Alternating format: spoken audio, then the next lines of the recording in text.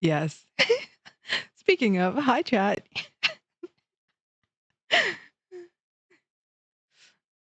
My puppy is getting first and sick. Thank you guys for the 11-month resubscribe. Almost a year, but actually. Um hello, hi. Yeah. I gotta set you up. I fully forgot. Hang on. They can't hear you.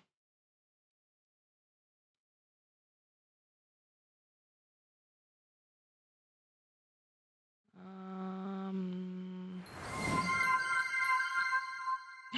Thank you for the hat pat. Hello. Okay, speak. Hi, my wife. I love you. I'm gonna turn the Hi, chat. game down to like here. And hopefully that's like a good enough volume to hear over Hopefully, under us. for us, yeah. Yeah. Well, it will be for me because my ass is way too fucking loud. So always go off of your own voice. I had to like So, blast chat. you to 200 on Discord so I could hear you. And then I looked at my OBS and it was like bass boosted blasting off of the fucking thing. And I was like, ooh, I have Oh to turn you God, down in OBS. Rizel, thank you for the head pat. I appreciate it. Thank you. So, chat. This is the 3-year sub badge, which you've seen a lot of people have. A lot of people are getting into 3.5 territory. They're getting there. 3.5 looks like this. Hopefully all of the volumes are okay. But let me know. Kind of weird because Okay. kind of it has this like frizzy kind of glitching out effect, which is really cool. Should just call it frizzy with your whole chest. Frizzy. Frizzy. Then this again, still kind of, you know. Hang on, I gotta make it like really big, but yeah, it looks cool. I like the effects on it. I really like it. It will definitely look better in the chat because it's like zoomed down, but I love it. It looks really cool. So that's going to be the 4-year sub badge. And then this is a little tease at 5, but we have this. Ooh. I'm very excited. They all look really cool. When we get closer, when people actually start getting the 4-year sub badge, I will show off what the 5 one looks like. So, here we go. Not the shaggy creep. Yippee. Yuzu with the 25 stream streak. Hell yeah. Welcome on in. But hello, everybody. I hope you guys are enjoying your day, night, morning, whatever it be. We are here playing a visual novel, which basically means I'm just here eating chips. I know, but okay, I will say I don't think it's voice acted, so I think we will be, doing the dialogues at least. Yes, we will be doing the voice acting. Yeah, because I'm not seeing any option for like voice volume or anything. I don't know what auto read means, so I'm just leaving it off because it was already off. I didn't. Auto read is when it goes through the thing, like auto when Genshin Impact. Okay. Yeah, no, that's I better think staying off. either with that how or it much does we mean have. like auto read, as in people are they're like we have like whatever. But I guess we'll see. Yeah. You ready? Ready. It is so I'm so hot. excited to get back into. Did I even tell my chat what we're doing? Well, we're visual novel with wife. You did not. It's called Moonless Moon, and I figured with that name and me being called Zephyr Moon, I had to, you know. I got this like a long time ago, like last year. You did, yeah. But It was a year ago, Chad. a whole year ago. But yeah. Cool.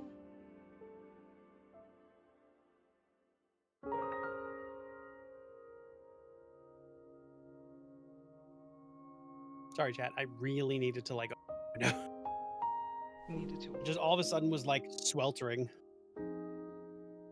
Out of the shadow of the railway bridge, into the sunset-tinged light she walks.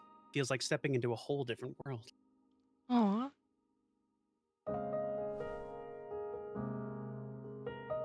The bustle of people coming and going around the station hits her like a sharp gust of wind.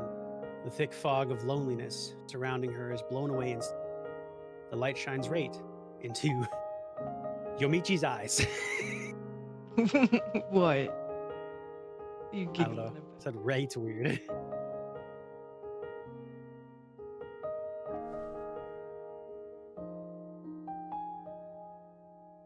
She squints and lets the flow of people carry her forward. The station was crowded at this time of day. Lots of people, lots of reasons for being here. People riding on their train home, people who just arrived here, people who stand there just waiting for.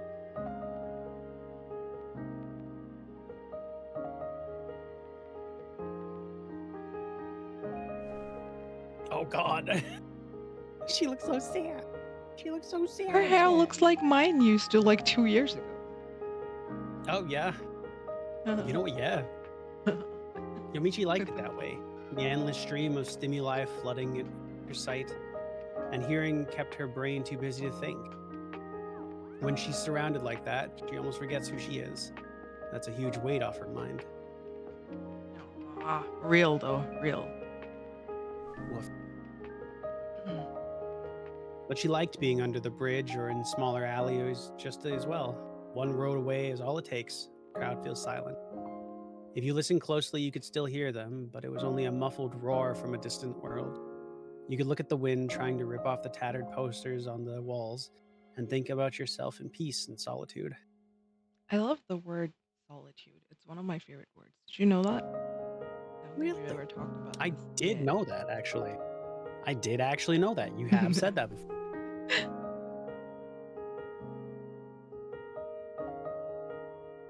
Hang on, chat. Repositioning. The night has almost arrived at the station. The sun slowly goes off to be replaced by the city's lights.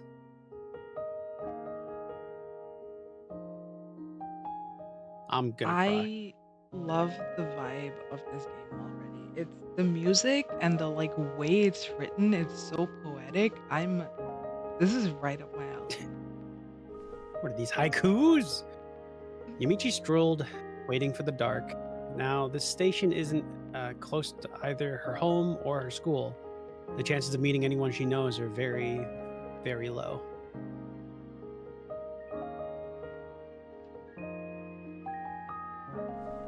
And yet, the sun disappears between the buildings, leaving the sky black.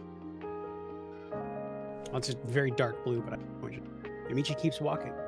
The things around her lose their shadows and their silhouettes become blurry. Oh, we're popping off. Let's go. It's coming. The music is so good. I'm enjoying this.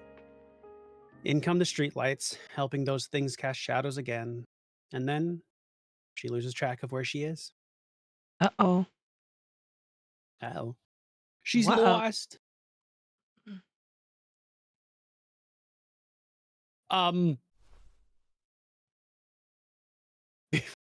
That's the moon, madam. Before she knows it, she's walking in a desert.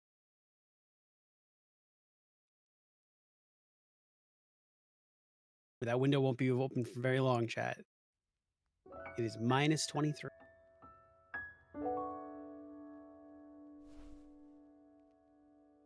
The moon's expanse of white sand and rocks spread in all directions. The sky up above is lit by endless faint stars, but there is no moon to join them. Because we're on the moon. Because it's a moonless moon. Oh my god. It's a moonless moon. Bobby's figured it out. Roll credits. Far away toward the horizon, a blur of light wavers like a mirage.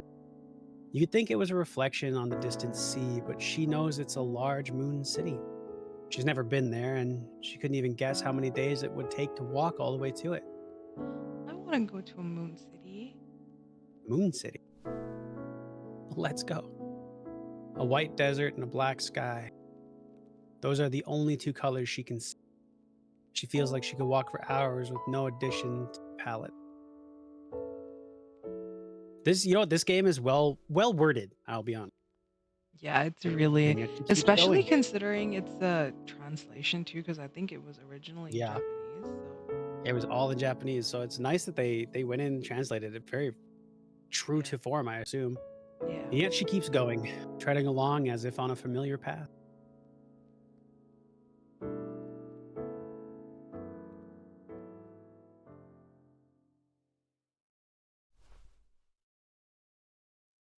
Realizes something.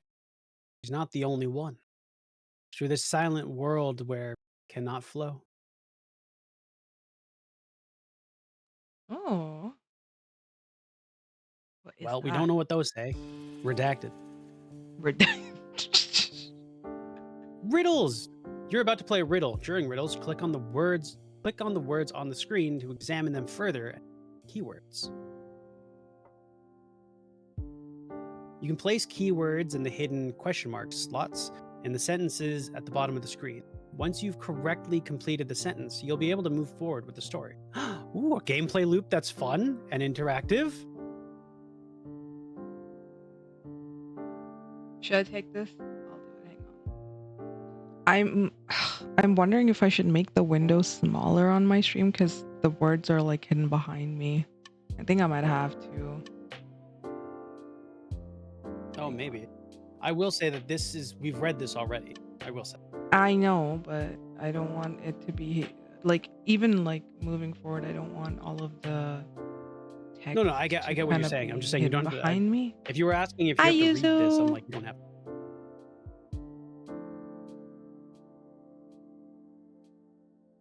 Wow. Bubbies?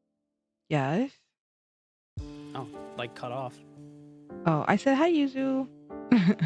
Even the 20 stream streak. Let's go. 20.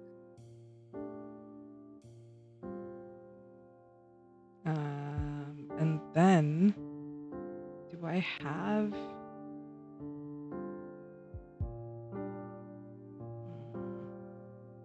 I do not. All right, chat. I'm gonna make all of you crave chips. Damn.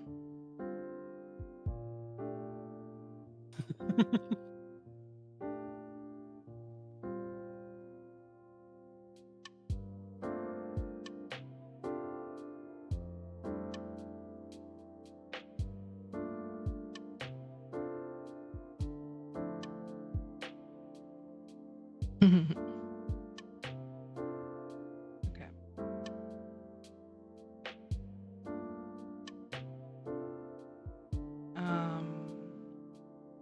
That's better, I think.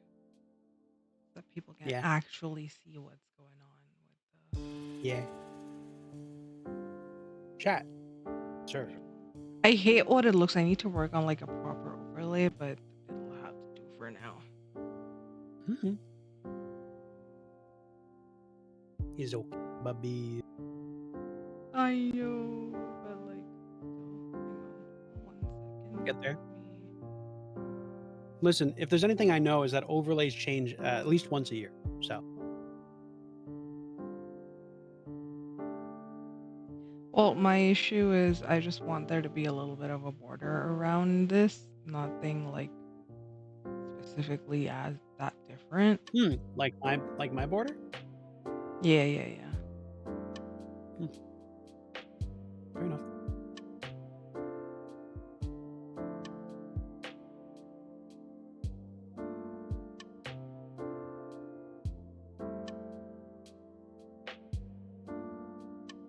Um.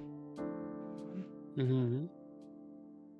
Oh fuck! I Ads didn't. in a I minute, never chat. saved it. What? The like background I'm using without the chat box on it. I never saved it. So. Hmm. Because I wanted it to like. All right. That's the problem for a different me. Okay. Moving forward. Mm-hmm. Um, oh, so we can pick like, oh, we can check them out and we can get Get stars. I will look at rocks. Here and there, the whited sand is spotted by rocks of the same color. She tries to pick one up, but immediately it crumbles into dust.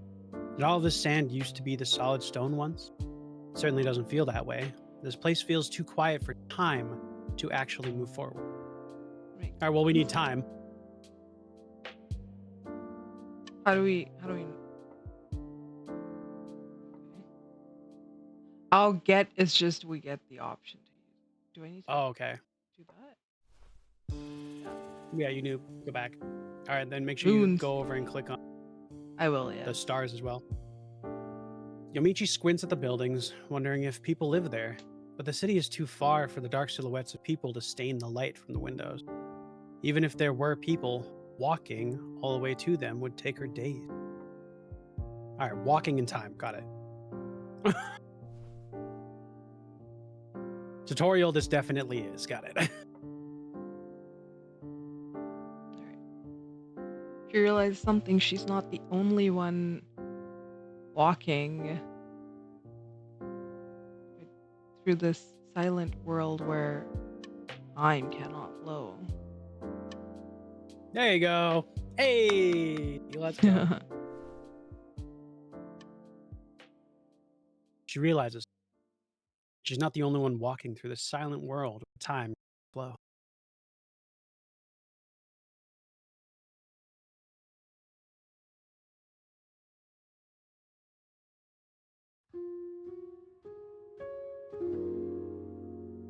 I wonder how obnoxious this word getting puzzle stuff will get. Like, I wonder if they'll do it like all the time, or if they're like if it's once or too, twice. Yeah, if it's too difficult or too frequent, it might. Eventually, she hears footsteps other than her own. Gasp! On the moon? How do you hear things? What? Oh, Yamichi, a new outfit already? Uh-oh.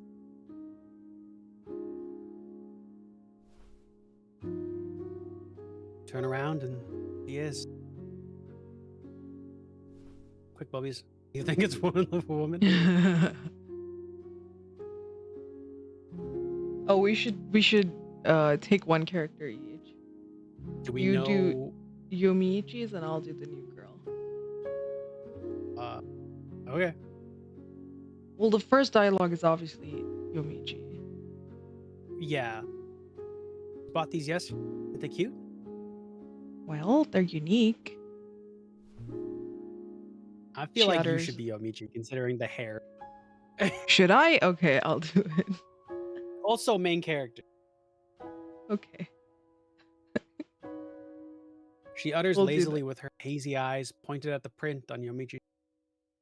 Yomichi knows that she's more interested than she shows to be. Maybe it will be gay after all. Maybe. I don't know who's saying this. That's you. You know, There's a different I've been name. wondering. You live in that city over there, right, Madobe? Madobe? It's gotta be, right? It's Japanese. Japanese. What the? That I do. Sorry. Text. Apple, Isn't hello. That far? No, not at all. Quick jump, really. 2 steps. How's you? I'm good. We're playing a visual novel. How are you? I guess you could. How do you come all the way here then? Space car.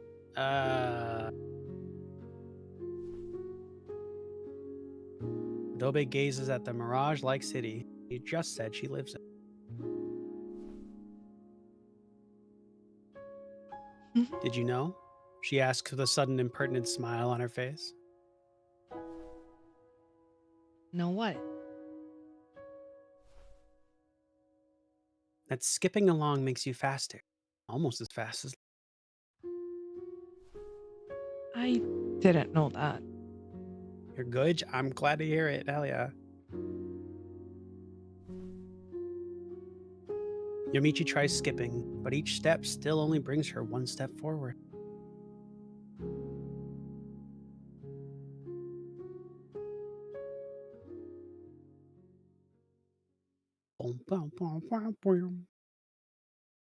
Yeah, it's giving kind of a little bit gay. Oh, they're cute. Look at them walking through the desert on the moon. Oh, we're getting a cutscene. We're getting an intro anime. Let's go.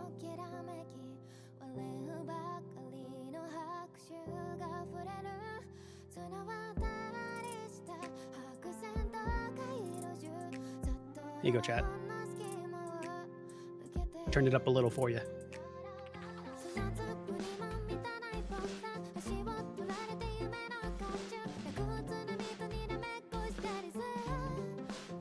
Can't wait to be bobbing my head to this super sad song once I realize what the lyrics are. Let's go. Oh,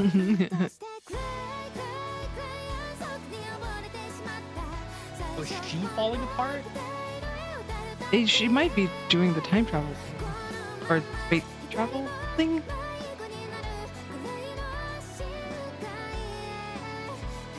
She's becoming the stars that she wants to see.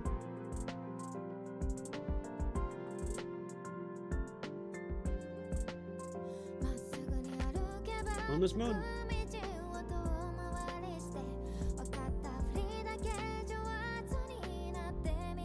The art style is really sweet. Yeah. It's simple, but it works. I like that the part and like soul for the characters is put in, and everything else is just like basic lines. Love that. Yeah.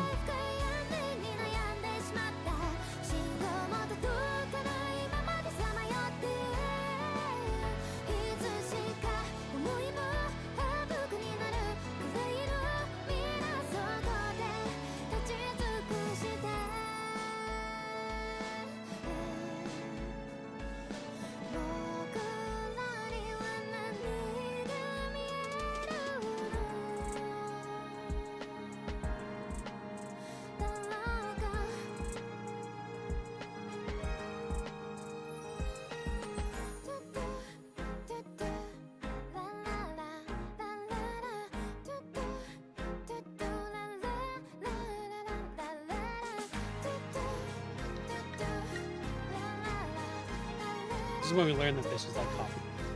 Or like, This is a what? that this is copyrighted and it gets muted. Oh. Hopefully not. Yeah, I'm hoping. With most like English songs, they'll be copyrighted, but most of like anything other than that, it's Usually isn't. usually.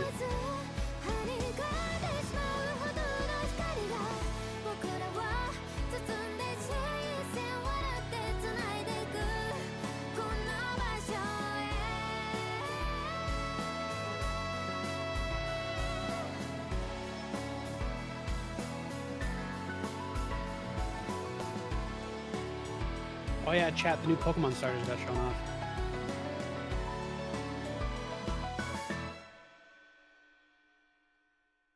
Oh, nice. Okay. Anmo. All right, that was the game. Thanks for watching. We did one puzzle. Outline Seaside. Watch the Outline Seaside music video. Aww. Got a Steam thing. That's so cool. Oh, achievement? Yeah.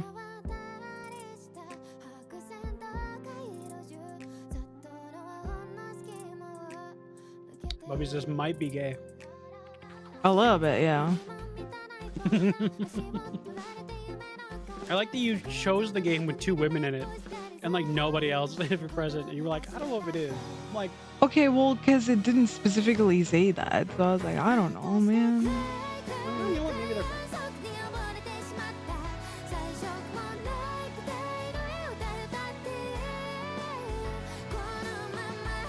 Maybe they're just really good roommates. Right? All of the anime section? maybe they're just really good friends. No, they just hang out a lot. Yeah. Ever thought about that? Okay, next. Nah. Story. I shall do narration for this. I want to read. Except for dialogues, obviously. Mhm. Oh, hi Takeshi. Hi, welcome in. Okay. Once school is over, Yomichi chooses her shirt for the day, puts it on, and leaves the house. You can still see the sun in the sky. Her destination is a park not far from her home. It's a small park in a residential area with little to boast other than a rusty slide and a dirty bench. A sad place she's never seen children play in. Aw! Aw! What the fuck? She sits on the slide's ladder and pulls out her phone. It's not worth it to risk the bench, considering how it's almost always wet. I concern. Friends from her class are talking about next week's Rain. test in a group chat. They ask her if she remembers what was supposed to be in the test, to which she replies with a simple, nope. Real, though. Mm-hmm. What little sky is left uncovered by the old houses around the park starts turning red. Eventually, night comes. The shadows inside the park merge with the darkness outside.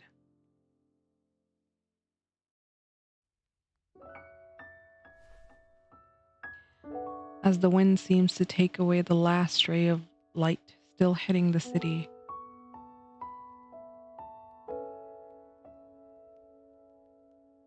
is that a tunnel? Yomichi finds herself standing inside a dark tunnel. Uh-oh, horror game. It's dark in front of her, dark behind her, just dark all around. Once her eyes get used to the darkness, she notices there's a very faint light seeping in through the top of the tunnel. It's a green light. Not quite sunlight, not quite fluorescent lamplight. The green light is back to haunt us. No! Oh no, not again. She stretches and starts walking through the tunnel she already knows so well. Well, it's not in horror if she knows it. When night falls, she finds herself in new worlds. She doesn't even remember when this all started. She's pretty sure it didn't used to happen when she was a little girl. It probably was around the time she entered middle school. In any case, if she's alone at night, she'll suddenly get transported to some unusual place. Is it just her mind traveling? Is her body also coming along for the ride? She's no idea. At first, she thought they were just weird dreams. And she started worrying she was going insane. Honestly, valid reaction. Same. Thanks for the hydrate, Takeshi. But eventually, she got used to it. She can't predict where she will be transported or when, but she doesn't get surprised anymore when it happens. Egg. Egg. Thank you for egg. She's made friends through these travels, and now she can even walk through an eerily lit tunnel without a care. There are openings in the concrete walls. They're large enough for someone to walk through. Voices come out of them. Shouts. Whispers. After going past a few of these openings, she finally finds the one she was looking for, marked by an unassuming sign hanging on top of it. Oh. She crouches and walks inside.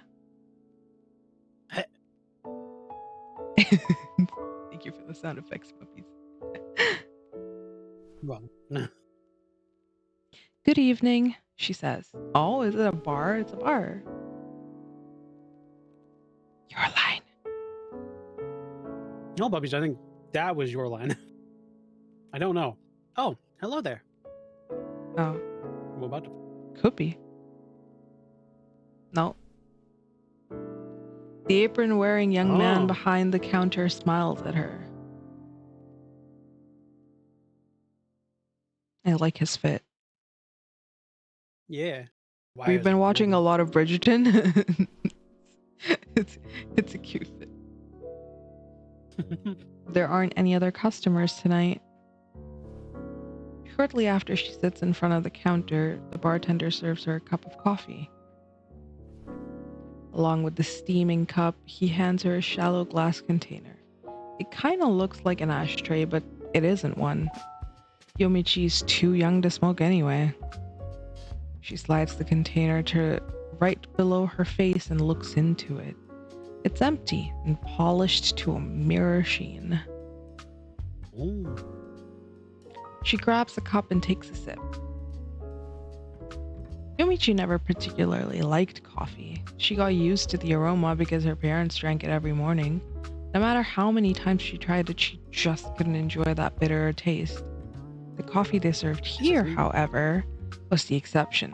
The flavor was rich and complex, and you didn't need any sugar or milk to mask the bitterness. I want to taste this miracle coffee.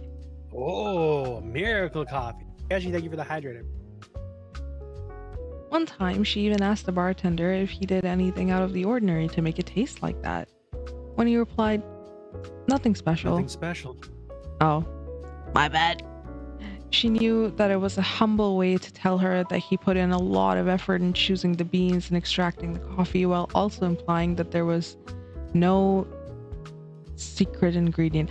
You know what? Coffee snobs will get this. Because apparently Yeah. everything from the seconds that you extract your coffee for and the temperature at which the water is, even if it's a few degrees off, like really affects the flavor of the coffee. So Yup. I know this I mean, because all my the brother coffee is one. Yeah. The coffee snobs that I know are like, you have to do all of this to get the best tasting coffee. And I'm like, bruh, I'm good. Stick to Hang on. I got distracted looking at my thing and it wasn't centered, so I was centering it. My bad. Okay. The coffee is as bitter and deep in flavor as usual. After one sip, she puts the cup back on the counter. What? She said so much about it and she's like, nope, I'm good, actually. Well, she still doesn't like coffee. Wish I could As say she I'm watching you, enjoys Zephy, but I'm with family. So wishing you both good streams, good vibes. Bye, Takashi. Thank you, Takeshi. As she enjoys the aftertaste, she notices that tears have started streaming down her cheeks. Oh no! Oh, God. She wasn't sad, Coffee makes nor happy enough to justify tears. Coffee's flavor was comforting, yes, but that was no reason for crying. And yet, every time she tasted the coffee here, she felt so warm inside that she ended up crying. Damn. Oh no, she just needs a hug. She stares blankly in front of her, waiting for the tears to subside. After traversing her whole face, the tears drop down and into the glass container. Oh, into the glass container. I see. My coffee. That was the currency here in this world.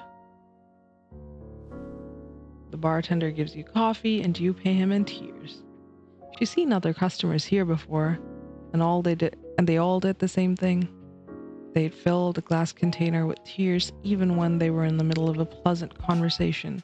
Once they were done, they'd give the container back to the bartender. That happened in all of the shops inside this tunnel world. There was no money except for tears. Whoa, that's weird though. That is weird, but that gives me hope because I have finally a place where I am a billionaire. True. Oh my goodness.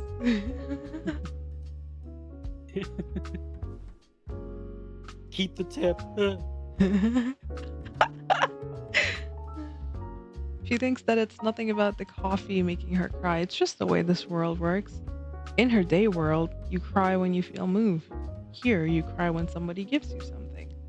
She feels that the bizarre rules of any world she visits also apply to her for as long as she stays there. The same was true of the moon world, where she met Madobe.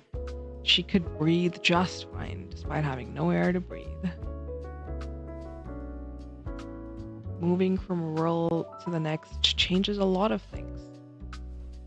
But the thing is, you get used to pretty much anything eventually. At first, crying in front of people felt extremely embarrassing, but now she doesn't mind it much because in this world, it isn't much.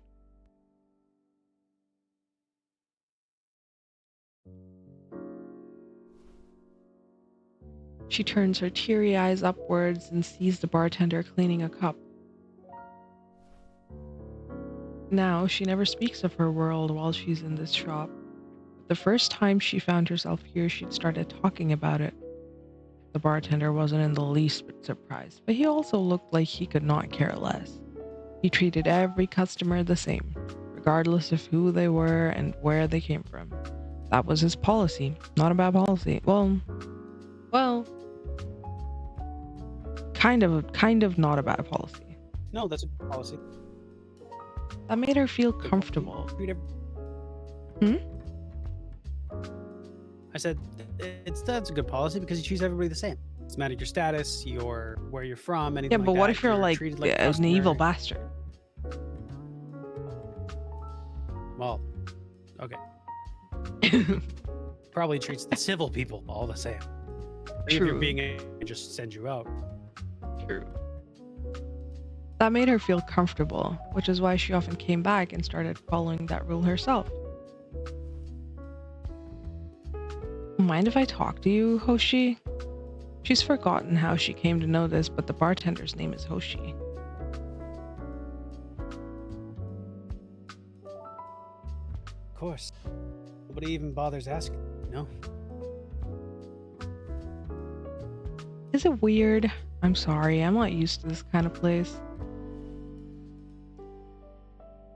Oh, don't worry. I'm not used to it either. He turns What? toward her with a look of genuine confusion on his face. Why is this man confused? How long have you been doing this? About half a year. Really? But the first time I came here was about half a year back. Imagine that. I'd probably just started. That's surprising. There were a lot of people who looked like regulars at the time. They're just people who like looking like regulars. I even get first-time customers asking for the usual. That's so funny. Imagine you've never been to like a restaurant or like a cafe or something. You walk up and you're like, I'll have the usual. And they're like, huh? Or they just play along and make you something. And what do you serve them? Yeah, then? that's usually what they end up doing. They're like, yeah, just here you go. I just guess. And they don't complain? Oh, they don't. They have no idea what they want either. By the way, you mind if I have something to drink too? Sure, go ahead. Hoshi crouches down and opens a cabinet below the counter.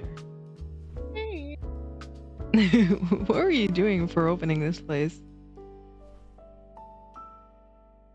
Glass shatters. Good question. What was I doing? Music, I think? Probably made a living out of music. So you were a musician? I read that as magician. You could say that. That's so cool. No, it isn't, really. It only lasted a year or so. Still cool. So you did something else before that? I like his butterfly pin. Before that, I drifted around for a couple of years. Are those is that a butterfly? I thought it was like maracas or something. It looks like two things like crossed, not like a creature, but it might be a butterfly. It's Wait, asparagus. spoons? I don't. Maybe now that I you're don't know, saying that, maybe. I'm not sure anymore. Um, he stands back up and places a bottle of orange liquid on the table. It looks like liquor at first glance, but it's actually just orange juice. Let's go. Oh, God. Most people around here do it. We work for a few years, then use that money to travel for a few years. Mostly, we're just trying to get to the end of that tunnel. And when we're out of money, find a new job nearby. Rinse and repeat. Yumichi looks at the reflection of her face on the bottle. I just opened up shop here because I found this place empty. Bottles and such are here to begin with, too. There was already a coffee shop before you came here. Yes, everything here belonged to someone else. Glasses, this apron, everything. Is there anything you brought here then? My charming, pleasure-ish, devilish personality. My clothes, I guess. I don't bring anything with me when I travel. Isn't that scary though? Oh, she stares at Yumichi. How so? I mean, you've no idea where you'll end up tomorrow. Indeed. Well, do you? I don't? Just thinking about what Hoshi has just said makes Yumichi feel uneasy in a way she can't quite put into words. The first thing she could come up with was talking about her dreams for the future. I guess I'll find a job and keep working there forever. In the meantime, I'd get married and then get old. Just normal stuff. Isn't that why everyone worries so much about the future? If everyone lived as freely as you do, there'd be no point in worrying at all. You have a point. I can't say I ever worry about it. All I can do is deal with the present. Hoshi pours the orange juice into a tall glass. The juice is cloudy and the color is uneven. Ah, Minute Maid. Ah, perfect. Extra pulp. That doesn't mean it's not a good choice for you. Finding a single place to work and sticking to it could work. I'd get bored really fast. I gotta talk with one eye closed. This man's got ADHD or something. Probably.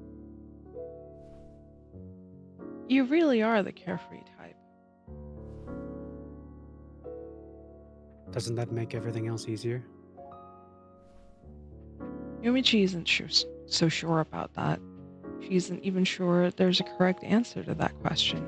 While Hoshi's lifestyle sounds easy, she couldn't help but feel worried about having no clear path in her life.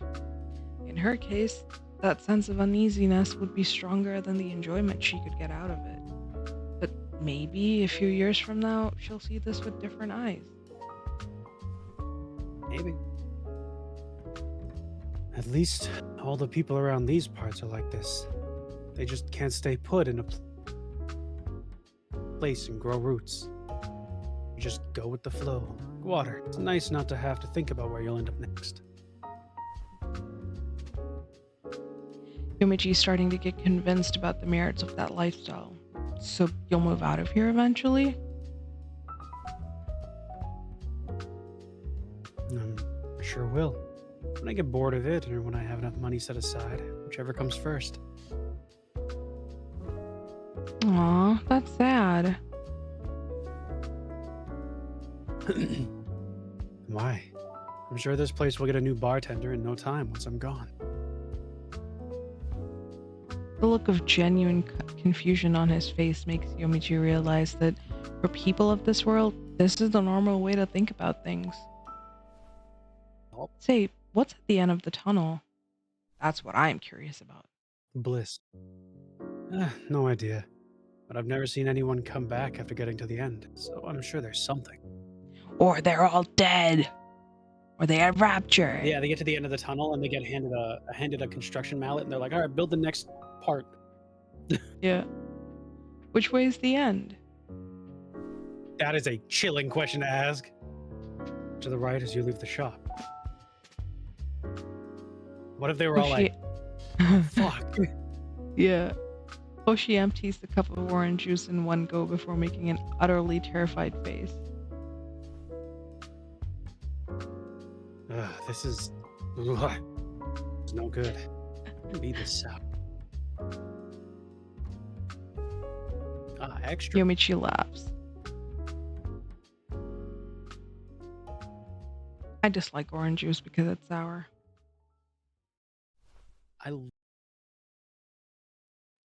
As the question mark slowly rises out of the cup, she hears the question mark opening behind her. All right. Steam slowly rises to the cup. She hears the door opening behind her. Maybe. It is only the two of them in the shop. The only sound is the faintly playing record. She can't even hear any voice coming from the neighbors. She can see the steam coming out of the coffee cup. When she's here, she finds herself staring at things she normally wouldn't even notice. Right. We're getting What else? Record. The what? What's the song? Yomichi asks after seeing the record player spinning in a corner of the room. Who knows? I just found it here. Hoshi replies without a hint of interest.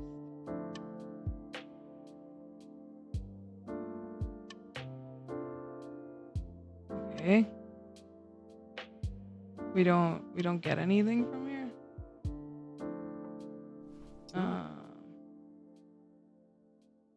Kira getting second. Let's go. Hey, Kira, how you doing? Oh, Kira has the new bag. People really be skipping seconds often. Oh, they do, yeah. I would have gotten it, or if I didn't get it, Pookie would have gotten it because Pookie got first, but I'm streaming, so I couldn't get it. Yeah.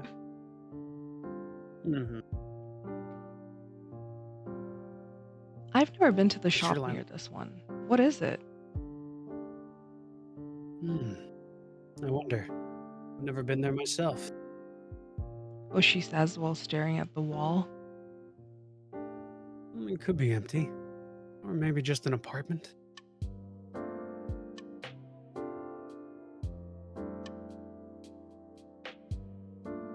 Wall.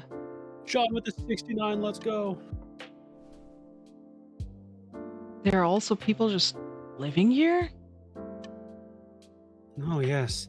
Sometimes we need a break. I'm not open every day either. If they don't have a sign on the door, it probably isn't a shop. Door, Oh, Bubbies, there is door. We do have door. We also have sign, though. Yeah. Was the sign also here to begin with? Oh, no, I made that myself. Really? Wait, what did it look like again? Don't force yourself to remember. I'm not that proud of. Also, everyone, look at Kira's sub badge in chat. Let's go. 3.5. It's real. It's real.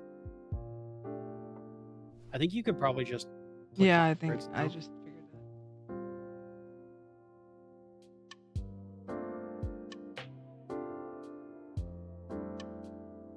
that. Oh, yeah, we got it. As the steam slowly rises out of the cup, she hears the door opening behind her.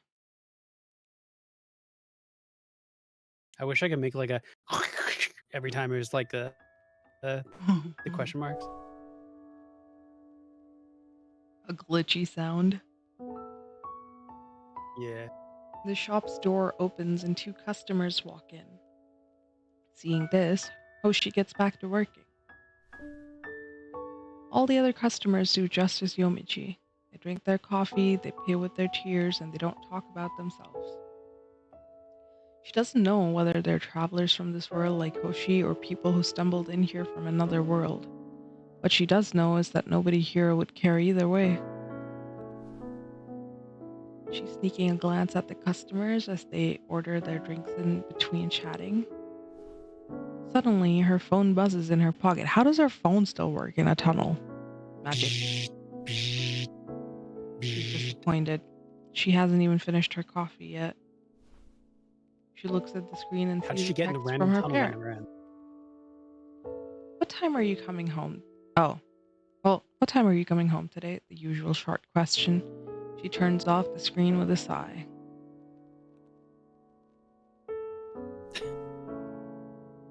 When she looks up, she Snap back sees to Hoshi reality. pouring a fresh cup of coffee, and his hands are perfectly still. Actually, everything is perfectly still. Even the faces of the other customers and the liquid dropping from the coffee siphon? It's like being Siphon. inside a painting. The shop she felt so comfortable in now gives her that kind of anxiety you get when meeting with a complete stranger. And everything starts moving again. Instants later, it all silently crumbles. It's like a sandcastle being Oh, destroyed or like fog being blown away. Everything around her, as if it was made from something lighter than sand but heavier than fog, it's blown away by a wind that goes to nowhere in particular. It all collapses, melts together, and then disperses so thin that you can't see it anymore. huh. When she tries to touch the still half full cup of coffee in front of her, it disappears as if she had tried to grab a puff of smoke. I'm sorry, but if that image of like trying to grab like a puff of smoke reminded me of Yeah. the Spider-Man meme where he goes to grab like a dying person and they turn into a puff of smoke and he's just screaming, no! Just specifically that image. Sorry. She's sitting by herself on the bench in the park she was in before. A lone streetlight coldly shines down on her. Her pants are wet because of the bench. It's uncomfortable.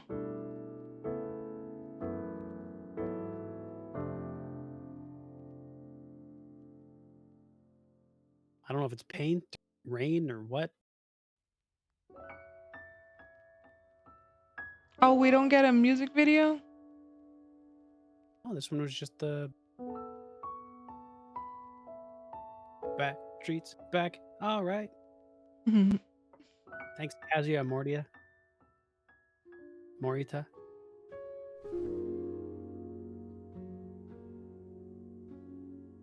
Yamichi loves drinking coffee. Shot.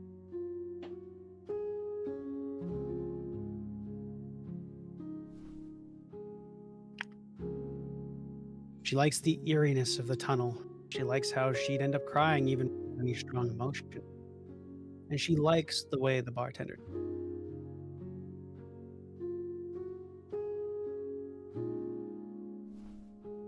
She's back on the moon! She likes the moon world where Madobe lives just as much.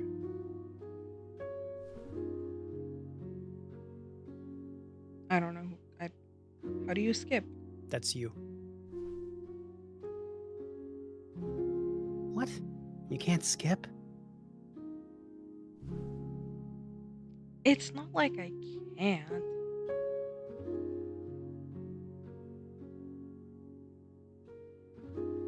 Yomichi skips 3 times and overtakes Madobe. I was waiting for you to read it. I don't know why. See? I can do it, but it's just normal skipping. What's that thing about being faster than light?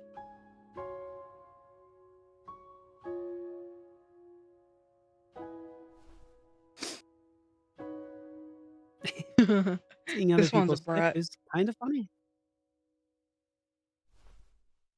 Sheesh. Sheesh. What she likes the most is strolling through that empty landscape while making small talk. When she's doing that, is this? I just realized, is this right to left or left to right? I think it's gotta be left or right. I would assume, but I then. It's been so far.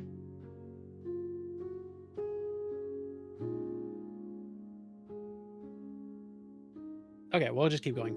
She feels more at home, or when she's doing that, she feels more at home than when she's in her actual living room or when she's talking with her classmates at school. She rarely speaks to Madobe about her life in the day world, but she feels like the kind of person that you could talk about anything with. Yes, she can talk about what she really wants to with Madobe.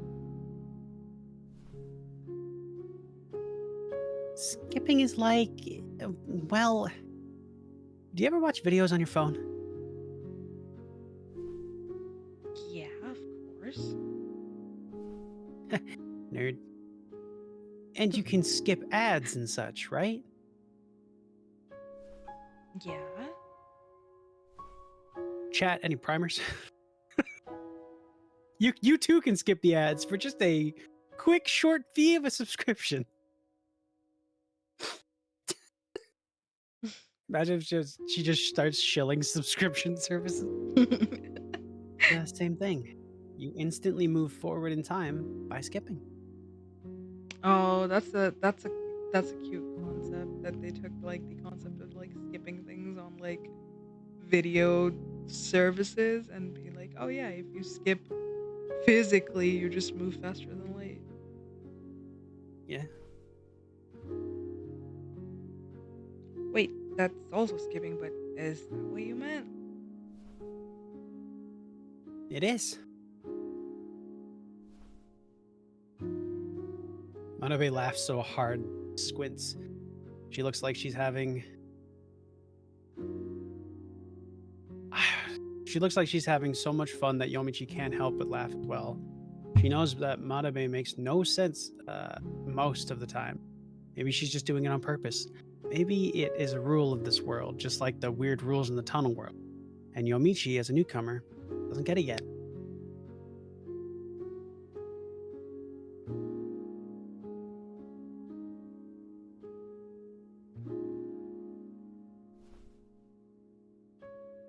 And even, what even is this world? Why is she here? Yomichi has no clue. Walking around in here makes her feel at ease, but with a faint melancholy aftertaste. These worlds she stumbles into disappear at the drop of a hat.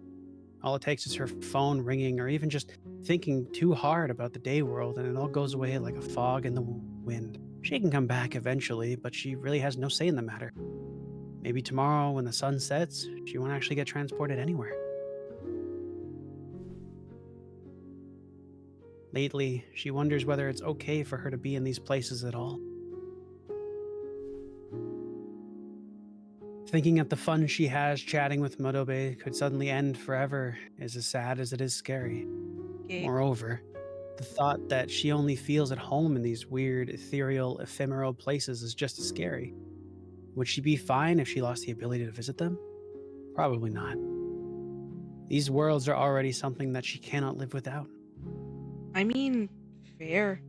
If I was in that Yeah, situation and I did not yeah. enjoy, like, my day-to-day life and then I found something like this Uh, and then it got taken away, I'd be so fucking depressed.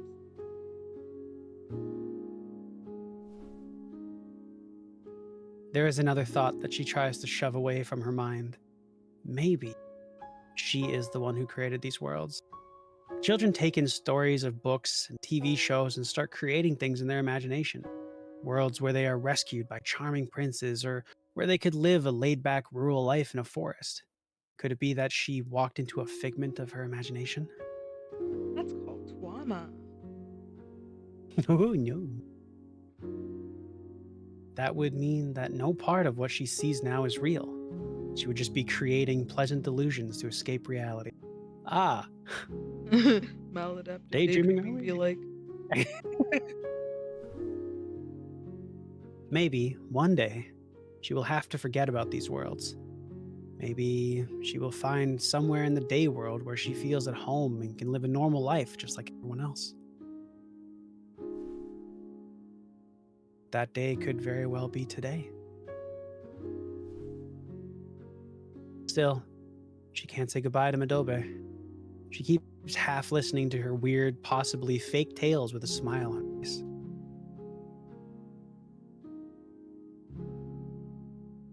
Oh no. Oh gosh. Oh no. Sandman. Aw. Oh. Thanks, Kaz. Appreciate it.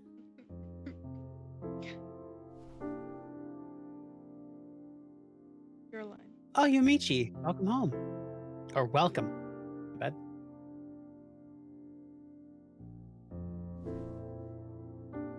When she walks into the small chimney-crowned hut, Yomichi is greeted by a lady who is busy making soup. I like Soup. the lady. The lady covers the Good soup pot with a lid and opens a cabinet nearby. The shelves are full of all kinds of things, seemingly in layers, with the ones at the bottom looking as old as the shelves themselves and getting more and more newer looking, closer to the top they get. The lady gets a small Holy. box from near the top of the cabinet and places it on the table in the center of the hut. There are a fireplace, a cabinet, and a table. There is also a small bed and a window that you can see the sky through. That is all the furnishings of this tiny brick hut.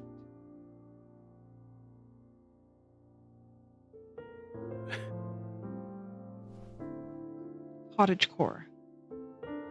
Yomichi looks at the Cool. box. It's a small wooden box with a glass cover, and inside of it there is a single butterfly with beautiful green wings. The butterfly does not move. It is a replica. Yomichi takes the box in her hands and gazes at how the light reflects off of the butterfly's wings. Once satisfied, she puts it back on the table and sits on one of the two chairs there. Want to eat something since you're here? Says the lady after going back to the pot. Thanks, just a bit though, she replies. The lady, with a childish laugh, takes two shallow bowls out of the cabinet. Childish. That word feels somehow rude. With her shoulder-length wavy hair and her simple dress, the lady looks just as young as Yomichi, but her calm and subtly refined demeanor makes Yomichi think that she is, in fact, a lady, quite a few years older than her. Can I ask you something, Ito? Ito. Of course. She softly replies. Her hair hides her face, but Yomichi can guess that she's smiling. Everyone, including Yomichi, calls this lady Ito, but as it turns out, this is not her real name. She doesn't even have a real name. She doesn't need one. That's what she told Yomichi when the two first met. Okay. Why would someone living alone in a small hut need a name for her?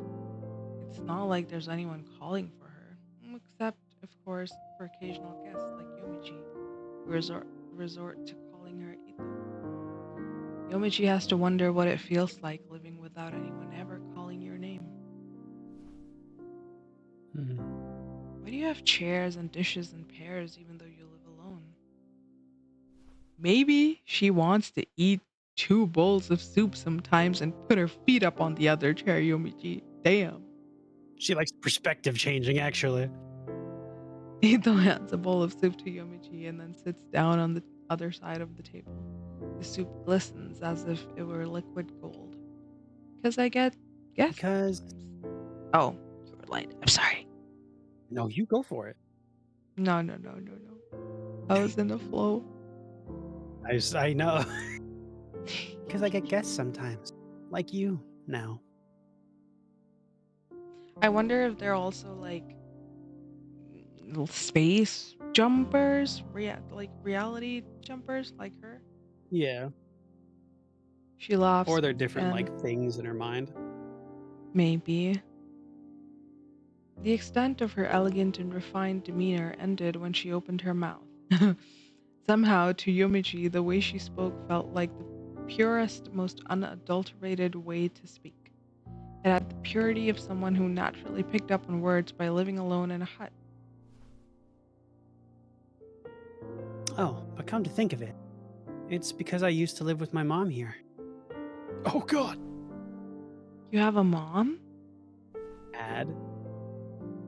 Of course. I didn't grow in a cabbage field.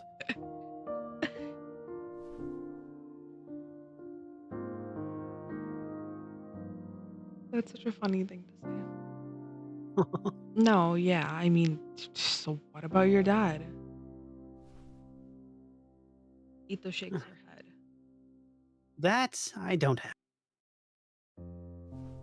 Let's go, no dad. Did he pass away? Puppies. Puppies. No, I just never had one. It's just mothers who give birth to us by themselves, naturally. I know it sounds weird, but that's how it is.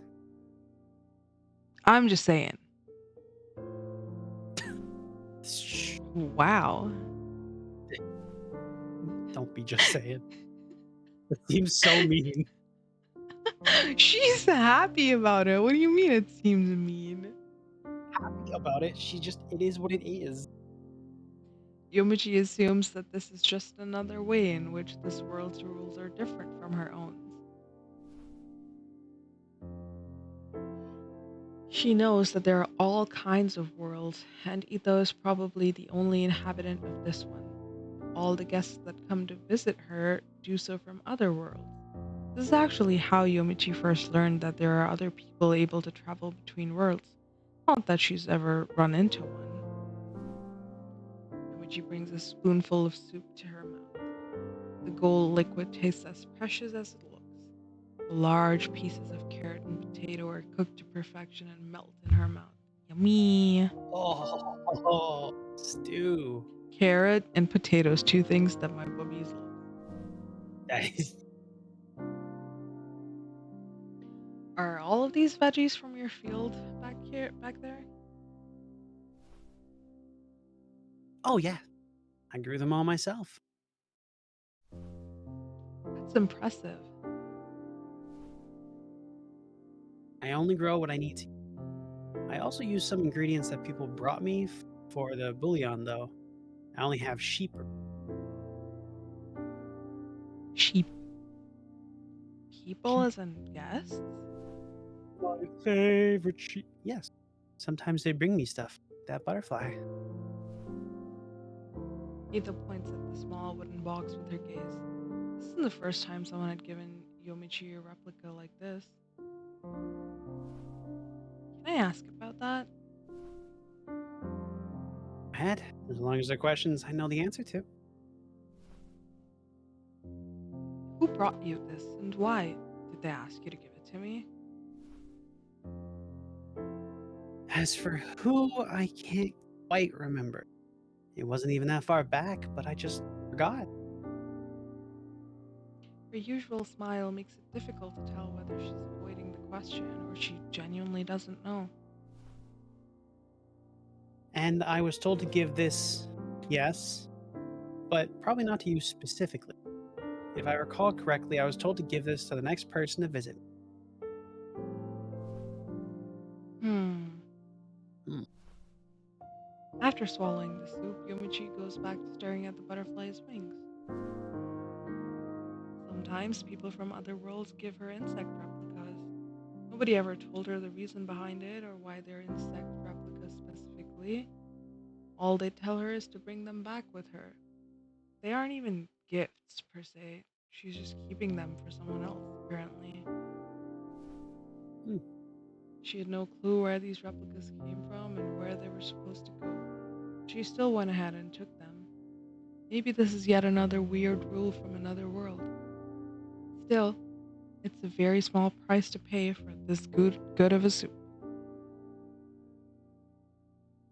Hey, hell yeah. I wonder how many chapters in this game.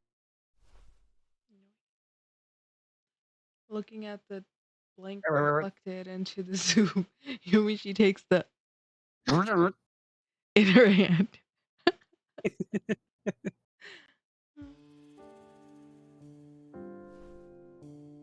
Sunlight coming in through the window. I should have read the whole thing. I ADHD. Go back. Go back. Just go back. The sunlight coming in through the window and the flames roaring in the again. fireplace enshroud the hut in a gentle light. The corners of the hut are always left in the shadow, but here, even that feels cozy. Shadow, we got flames. Then we gotta go check out these two. Fireplace and window. The furniture is only comprised of the bare minimum: a table, a cabinet, a fireplace. Even though she looks like she has a lot of free time on her hands, Ito never looks bored. All right, Now we can go. now we. The glass panes in the window are perfectly clean, but the scene behind them looks distorted. Glass is a liquid, it just kind of Nope. distorts over time, Ito explains. Oh, that was your line! Do it again. Glass is a liquid. It just kind of distorts over time. Ito explains. For real? Who knows? But I heard someone say that it was. She looks at the glass reflected in the soup.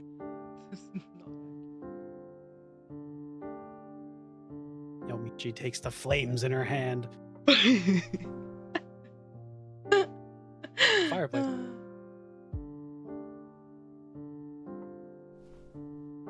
A crackling sound comes from the fireplace.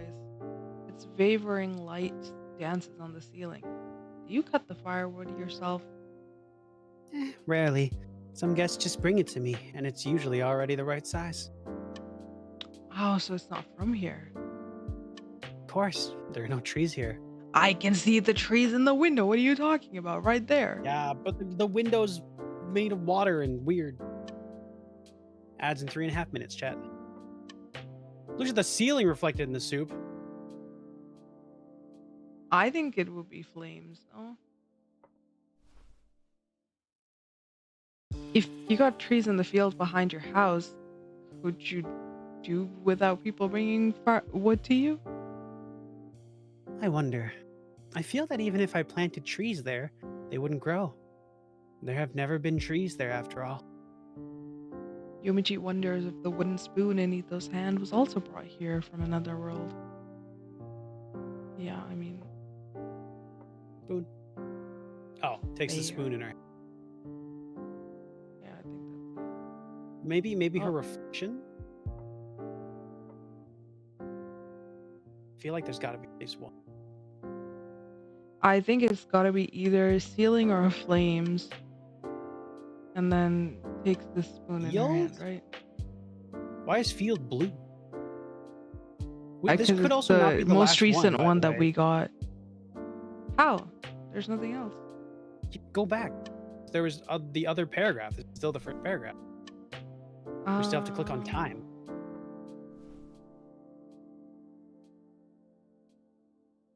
I think fireplace over there as well. We kind of We did fireplace. Did we not? Yeah, I know, but in the other paragraph, there's also fireplace that you can click on. But I think that's already the same one. If you would let me finish what I was saying. Oh my god, relax. No. What do you do in your free time? I don't think. Or I think it's the same thing. They just put it in. Yeah. Although I do wonder. You should click on it anyway. Just we'll check. We'll check. I spin wool from the sheep to make thread and such. That doesn't really sound like free time. Doesn't it? No, it doesn't. That sounds like work. That's free. I don't know. Looking at the sheep reflected in the soup, Michi takes the shadow in her hand. Okay, yeah, it is the exact same. Okay, I have no idea. Field is still lit up. If you hover over them, do they change? I don't know.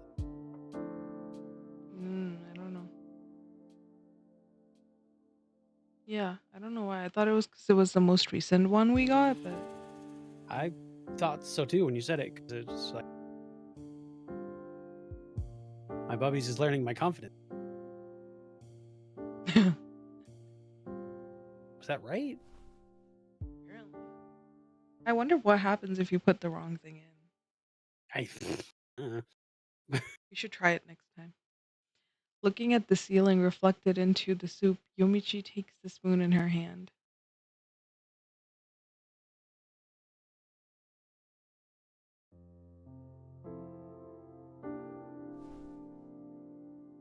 Followed by Ito's warm gaze, Yomichi takes another spoonful of soup. Ito, Eto. Yeah. you know that there are worlds other than this, right? Obviously, yes. I'm the only person living in this one. She replies. The words themselves were blunt, but her voice was gentle and her smile kind. You also came from another world, didn't you? Yomichi nods lightly. Don't you ever want to go somewhere, see other worlds? Not really. She immediately replies. Why not? Well, why would I? Why do you think I'd want to do that? Because in other places there are other things. Nobody wants to travel. Oh, I bet there are, but I don't really feel like I want to go and see them. She's you and Yomichi's me, literally. Yomichi worries she might have unintentionally been rude to her, but the gentleness in Ito's voice just makes her too comfortable. What if those other things were better than what you have here? Yomichi asked her question without much confidence. After all, she's not sure she's ever seen any place better than this one. There probably isn't one. She wishes there were, and hopes that she'll be able to find it in one of the many worlds that she hasn't been to yet.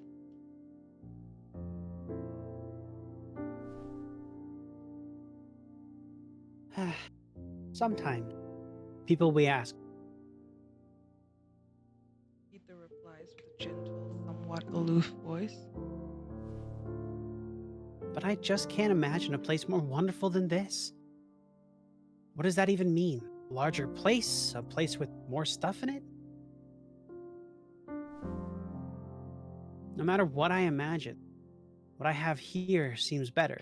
I like how cozy it is, and I have all I need.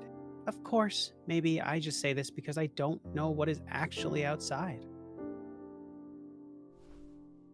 Yomichi doesn't know how to reply to that. One time, I said the very same thing to someone. They replied that they feel for me. Poor little thing. I don't get it. I'm not sure why anyone would feel for me. Do you think I'm wrong, Yamichi?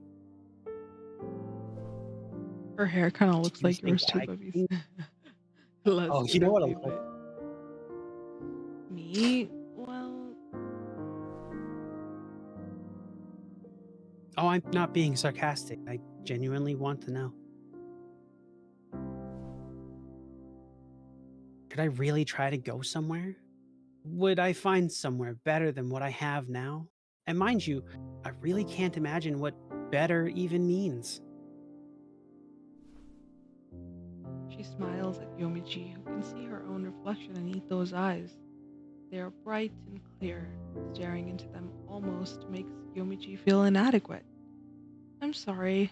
I don't know. Yomichi looks down and finishes her soup. Ito, looking content, puts an elbow on the table and rests her chin on her hand. Her whole world is this hut, the field behind it, and the small garden all around. It is complete in itself. She doesn't know about anything else and doesn't wish for anything else. If she traveled and found new, wonderful things that she could start wishing for, would that make her happier? You know what she thinks to herself while staring into the empty bowl.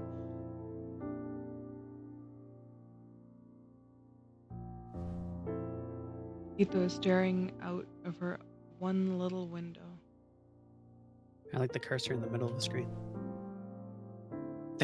I wonder if I should be more ambitious. No, that Oh, was that was Ito. your line. Yeah.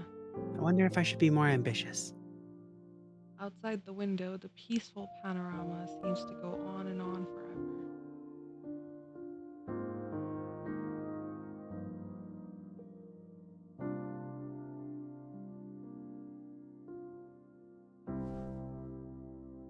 Whoa. After parting with Ito and leaving the hut, Yomichi stands outside, unsure of what to do. Yo, shit, she lives in the Microsoft Hills? Let's go. Yeah, it kind of does look like that. She's in the middle of a lush green prairie. Ito's small brick hut is like an island in an ocean of grass. Except for the small field behind the hut and the tiny stream flowing beside it, there's nothing but grass. No towns, no mountains, just grass. There's at least a couple of rocks.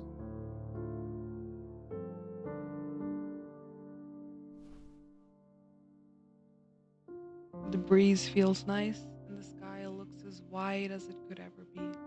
But the prairie and the stream don't actually go on forever. This is what has left Yomichi so confused. Not too far away from the hut, both just stop abruptly. This actually was an island in the sky. The small patch of ground with an even smaller hut in the middle of it is the extent of Ito's world. Yomichi can't go back. There is no back to go to. She walks away from the hut and lies down on the grass. To say the truth, Yomichi knows how to go back. She could just text a classmate on her phone or think about the homework she has to turn in tomorrow. That would send her straight back to her own world. But she wants to stay here a little longer. She wants a little more of that sunlight coming in through the sparse clouds of the fresh smell of the grass, but of that not quite wind, not quite breeze. That is the perfect amount of like Yeah. air, the not quite Yeah. wind, not quite breeze. Yeah. She loves this world. The sunlight has never felt so pleasant in the day world. She's never laid down on the grass there. You should try. She loves the moon, the tunnel, the island in the sky, way more than the day world. She isn't that uncomfortable in the day world. She has kind friends and teachers at school. Her parents, as far as she can tell, are always putting her first. The way they're always asking when she's coming home is a bit annoying, but she understands that they do it because they love her. It's an average, happy environment to live in. Huh. Nowhere in that world can she find a place as comfortable as this deserted prairie, nor can she find anyone who she can talk to as freely as she can with Madobe. To her, this fact feels very wrong. She's scared that one day she'll wake up from this dream and will have to go on living, bound to just one world. That is the world she was born in. She has no choice but to live in that one. I shouldn't be wasting time like this, she tries to persuade herself. Ah, she feels the world around her growing distant. She feels like she doesn't belong. She feels sad about laying down here. She tries to shake off those feelings, but she can't.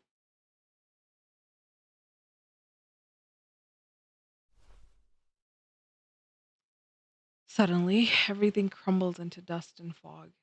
The whole world turns into sand and disappears. But she feels that she is the one crumbling. After all, the only thing that is disappearing is what her Yomichi sees. She's waking up to fog and dust.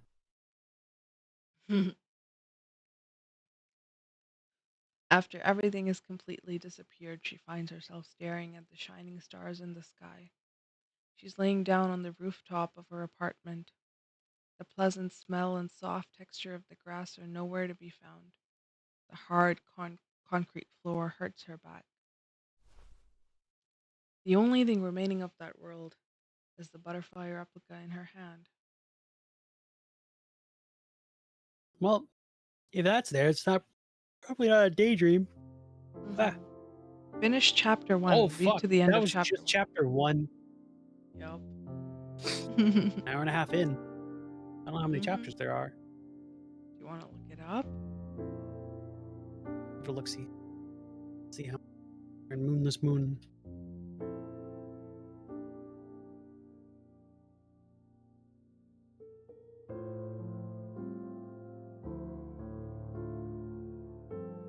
Uh, 4 chapters. Hmm. It's like, yeah.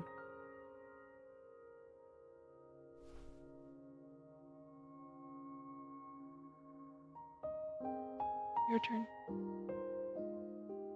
Sorry, just looking at it. All right. The next day, when Yomichi wakes up in her room, she can no longer find the butterfly replica. The empty box is still on her desk. Put it last night. The lid is still closed and intact. But the butterfly somehow isn't there. It's as if, during the night, it came alive and magically escaped through the glass. This happens every time she brings back an insect replica from another world. The insect just disappears while she's not looking. She once tried to apologize for this to the person who had given it to her, but she was met with laughter. So that was probably intended. Still, she can't understand what this is all about, where the butterfly has gone off to. She puts the empty box away into a drawer. She has a few of them already there. She could throw them away, seeing how the important part of the replica inside. But she stores and treasures them. Yeah, but that's like a physical reminder that she has of those worlds then, so it's not just a figment of her imagination, I guess. Yeah. I was like, if the whole box is gone and the thing is gone, then ooh. After all, this is the only thing she can bring back from those worlds she visits. Now they are proof of her connection to those places. One day, there'll be a memento. Literally the thing you just said. I wrote the thing. There's no school today, so Yumichi wears the shirt she just got yesterday and goes out.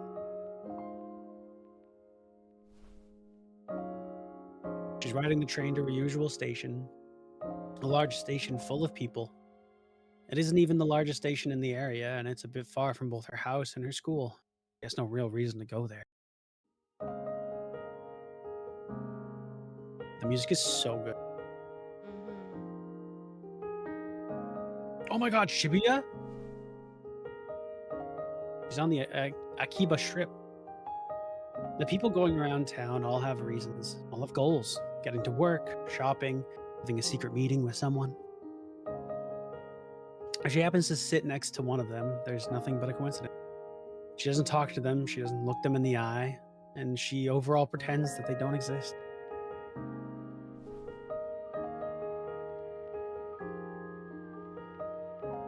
This is nothing like students bullying a classmate by pretending he doesn't exist. When you're crossing the street and someone is approaching from the opposite direction, you step aside in order to avoid them so as to not hurt each other. That is what it is. She avoided everyone's gaze like an animal trying to convey that it isn't trying to threaten anybody. If anything, that is a way of connecting with people in itself. Kindness and avoidance, even. At the same time, no matter how many people she has around her, she always feels alone. Every single individual sharing this space with her is actually living their own little world.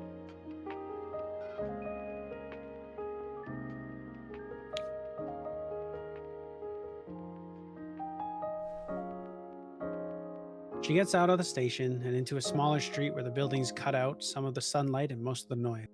Around her are fancy cafes, deserted thrift shops, stores dealing in unguessable goods, and multi-store buildings. She's never come here before. Despite all the walking she's done around the city, there are still dozens of streets which are completely new to her. She keeps walking under the buildings, shade, while peeking into the windows of the many intriguing stores. She sees someone walk around a corner.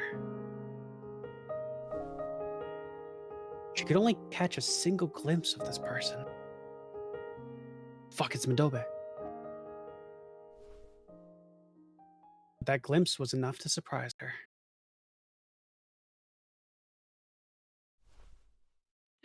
You That wrote the show, person looked like the thing.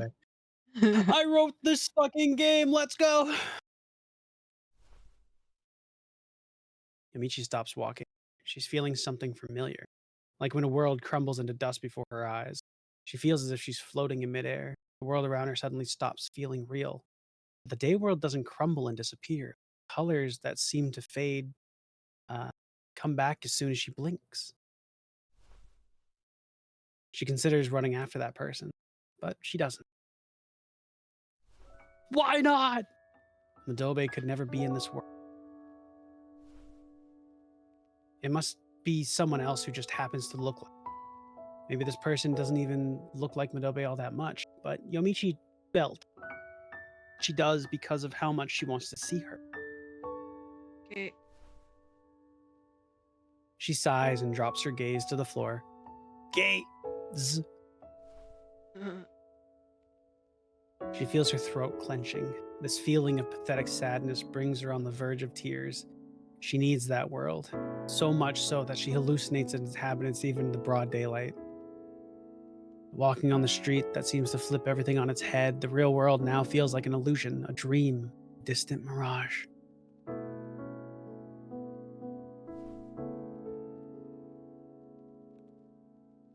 Puppies. I'm not fine. She thinks to herself. No, the baby. Tell baby. She's addicted to Madobe and all those other worlds. Those dreamlike worlds are starting to take over her reality. With no little effort, she keeps herself from just dropping down on the floor.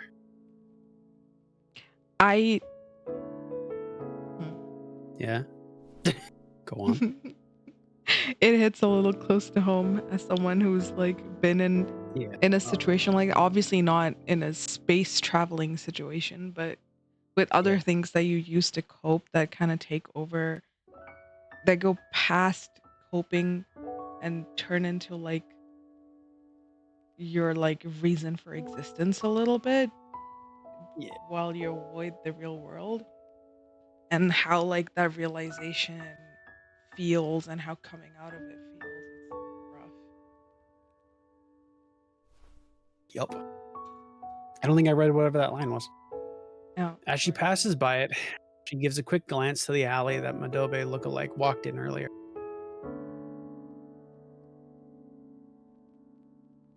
She's just standing in the middle of the alleyway like, why the fuck did it take you so long to get here? It was a dark, damp alley. Nobody in it.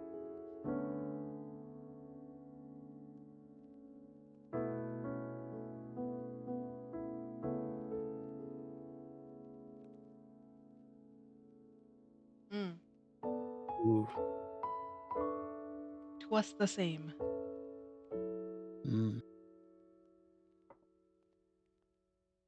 Back, streets, back, all right. She's on the moon. I wonder why I'm here. That's Yomichi asks to nobody in particular. She often finds herself asking that question whenever she's walking through the vast expanse of the moon desert. Nothing but sand all the way to the horizon. The stars in the dark canopy above have nothing to lit. It feels like being the only person in the whole universe. They But meant if to light. Yomichi is on the... They meant to light. I feel like to lit doesn't make Yeah, sense. I paused because I was like, that. I don't know if that makes sense. It's the wrong tense. But if Yomichi's on the moon, that means that there's a certain someone nearby too. Yeah, this is feeling more and more gay, actually.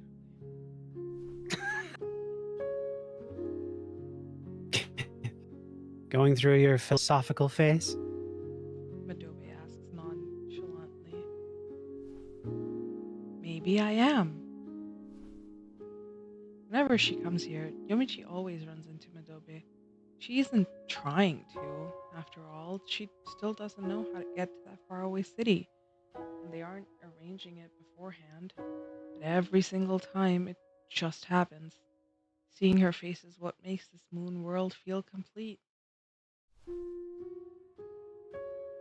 It's a difficult age to be at.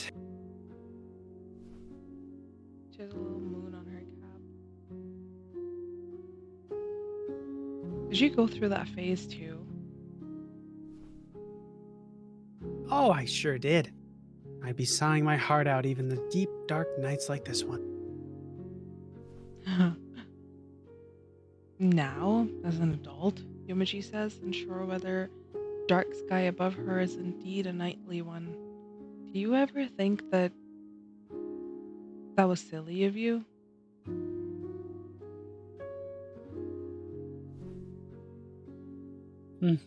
Sometimes I think back to it and start laughing.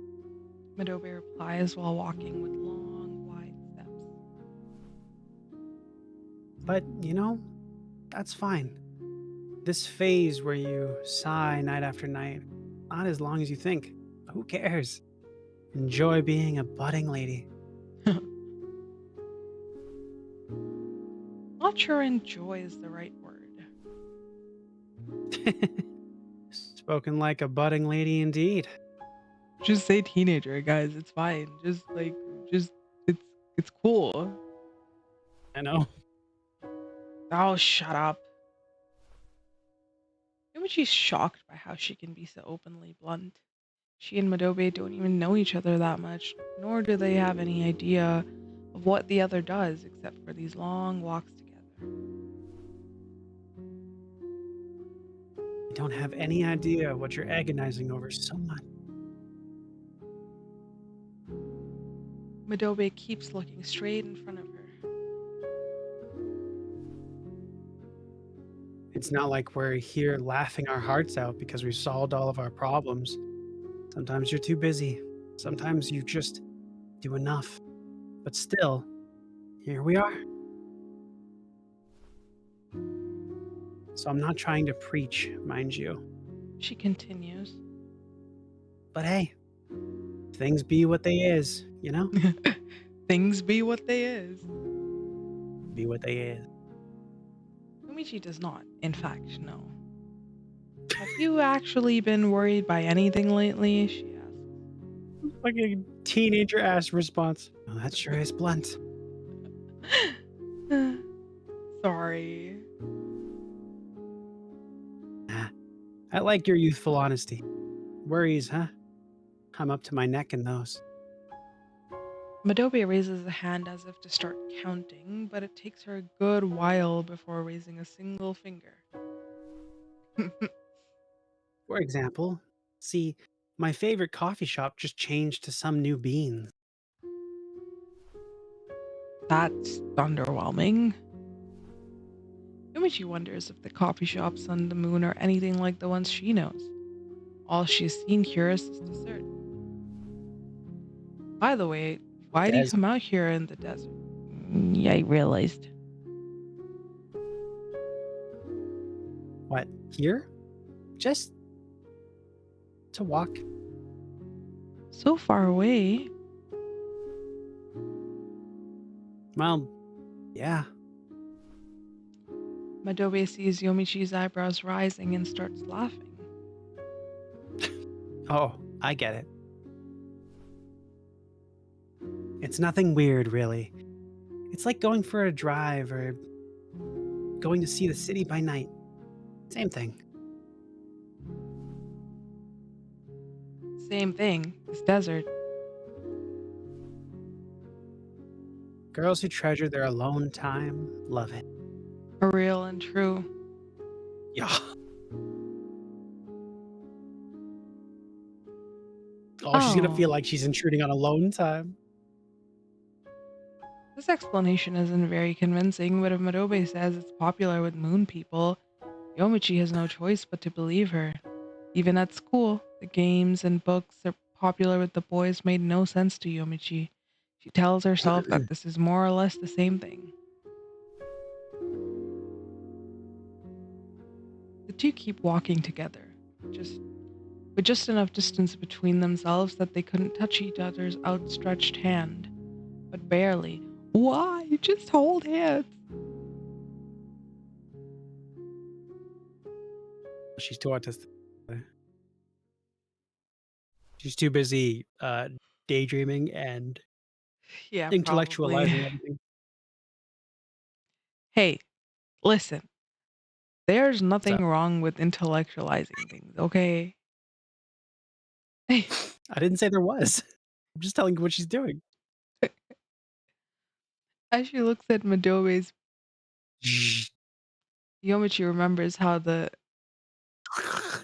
looked It's a different noise every time. Cold as far away past the desert. There's a city. Yomichi can see its lights, but she cannot hear a single noise coming from it. It could be because it's so far away. It's difficult to believe that Madobe actually lives there. skipping. Yay, dessert.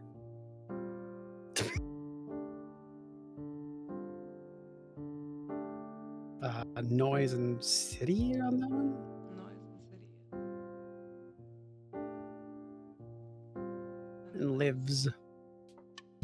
City. How many people are there in that city? Huh? I'm not sure. I never counted. So there are so few that you could just count them? Nah, that would be impossible. Look, can't you tell how big of a city it is?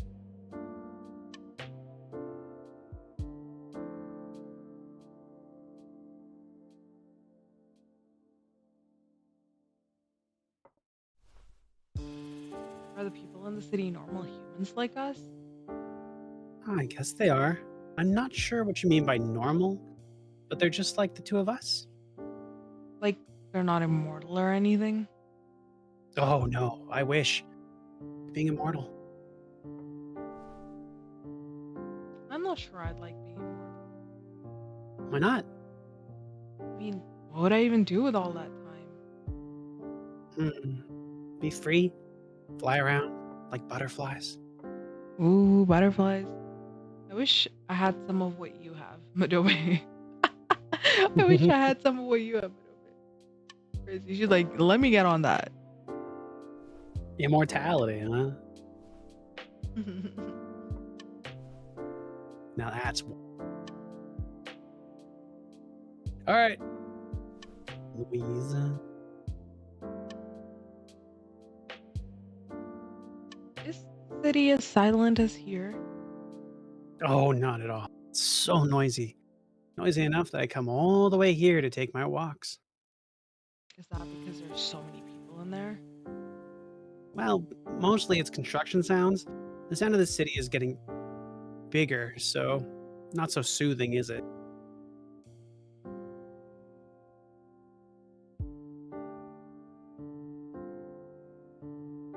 Construction.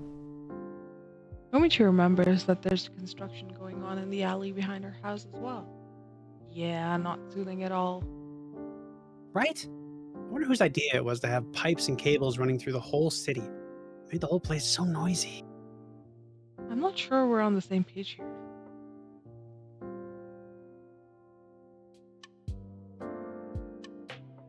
So far, we have Yuichi remembers how the butterflies looked. Yeah. We did that already. On to lives. Lives. Or lives. You live in that city, right? What's your job? What? That's a secret. You And can't she tell looks at me? Madobe's job. Mm-mm. I mean, it's more that it wouldn't be hard to explain. It's probably a job you don't. Hearing this, Madobe's back suddenly feels like it's gotten far, far away out of reach. Oh no. No. And Back and that's butterfly? all, right? Oh. That's all, yeah. No, I mean the words back and butterflies. Oh, back. Oh. Although, no, we should try to get wrong, right? Oh, yeah, yeah, yeah. Job and alley.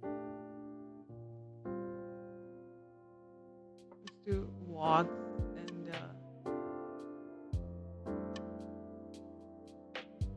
Desert.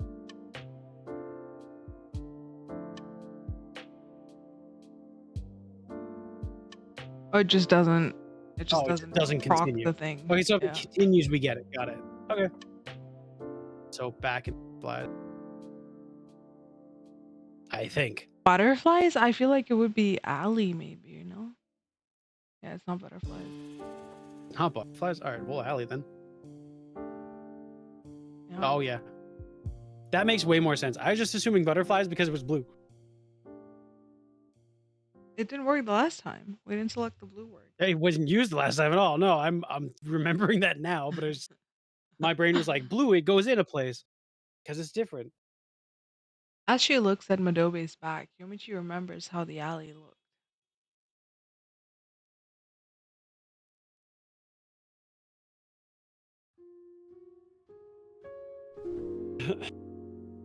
Madobe's back reminds Yomichi of the person she saw earlier in the day world. That can't be her. Madobe lives in the moon and knows nothing about the day world. She can never be in that city. Walk But far away to get the noise. Butterfly Replica did make it all the way into her world. Maybe, just maybe, she could bring Madobe back with her as well. Yomichi closes the distance between the two and grabs Madobe by the hand. Oh my god, they're holding hands.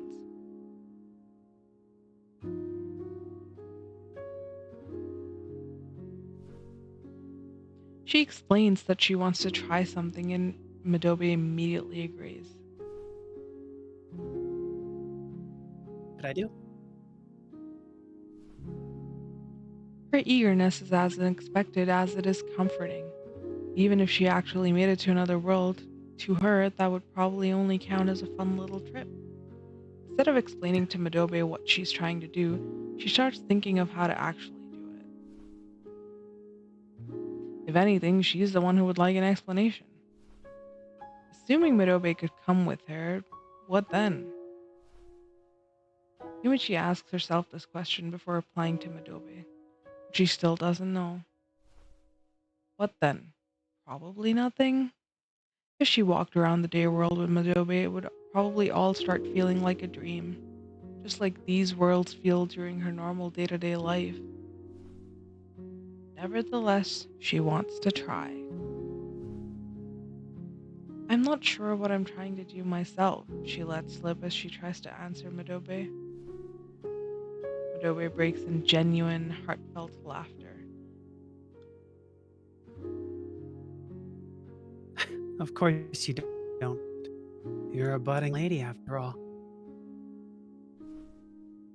These words make Yomichi realize that she's not the only one to have ever suffered this indescribable feeling. That is enough to make the weight feel lighter. I guess you're right. Grateful for Madobe, Yomichi decides that she'll try anything she can come up with. Maybe that will help her understand her own feelings better. It's not like there's anything better to do in this huge desert. Huh. Does she succeed though? But deep down, she knows that there's another reason why she's trying. She wants an excuse to give up and let go. What do you mean Aww. by that? Like, to not travel to these worlds anymore, I'm assuming? I guess.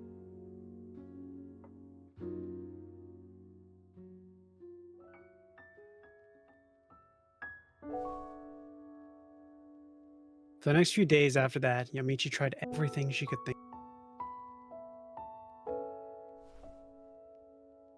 She tried doing all kinds of things in the short time between the moon worlds starting to crumble away and it disappearing completely.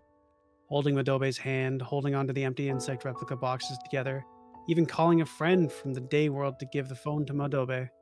Day after day, she tried everything from things that sounded plausible to the silliest ones. But Madobe just couldn't come back with her.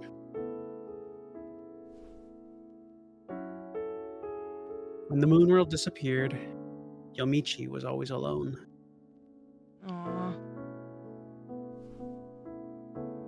Free. Seeing herself on an empty street without Madobe by her side always filled Yomichi with too much sadness for her to deal with. It felt like a happy, pleasant dream abruptly ending and shoving her back into reality. And she had to experience this over and over. Aw. Now, Yomichi is all out of ideas for new things to try.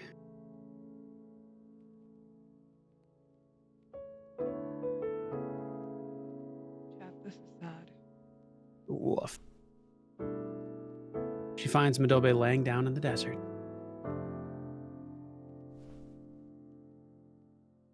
Her long hair is full of sand. Normally, that would have you worried, but Yomichi is just sits down next.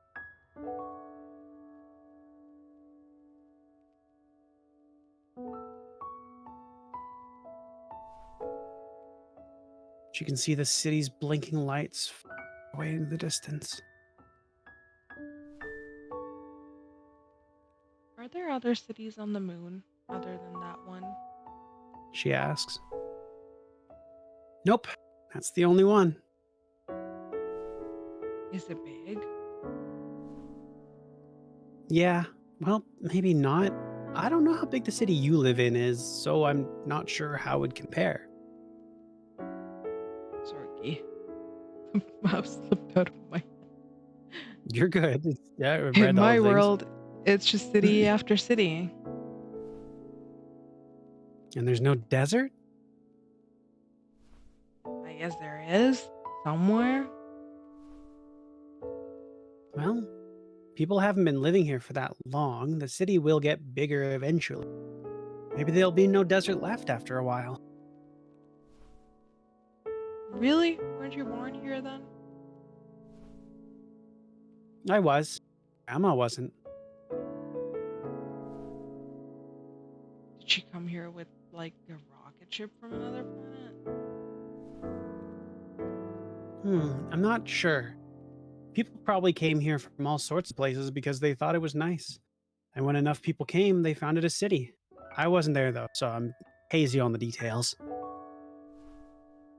I want to live on the moon.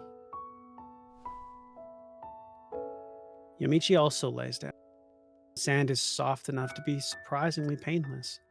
It also does kind of get into her clothes, but she has other things on her mind right now.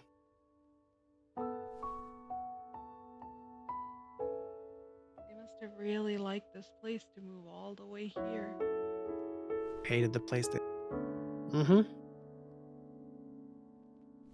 I wonder why. I mean, it's just a bunch of sand. It's the moon. What do you mean? Maybe they liked how quiet it is? Apart from their own, there was no voice to be heard. There wasn't even the sound of wind blowing. I take it you don't like it here? I do. I love quiet places. That explains why you come here so often. It's not like I come because I want to. I can't choose where I go. Yeah, makes sense, Madobe says before closing her eyes. But I bet you get to come here because you like it. I wonder. That sounds reasonable. Some of the worlds she's visited before felt uncomfortable, but she never stumbled upon those twice.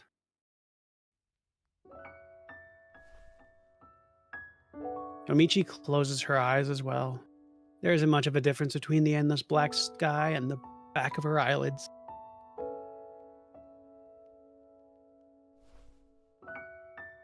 And then, Aww. silent tears start falling out of those very eyes. She loves this world. Being here feels nice. She wishes she could stay here forever. But it isn't her world. She has to go back and live in the day world. She knows it's true, and on some level, she also knows it's the right thing for her. You can faintly hear the sound of Madobe breathe.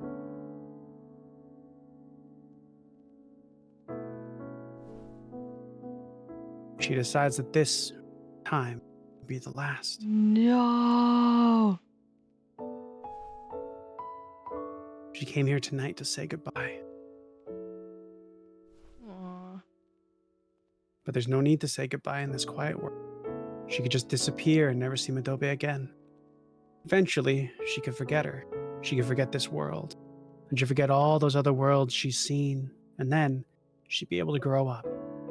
Even if she ended up recalling them every once in a while, they'd just be distant memories of a childhood dream. Slightly embarrassing, slightly pleasant.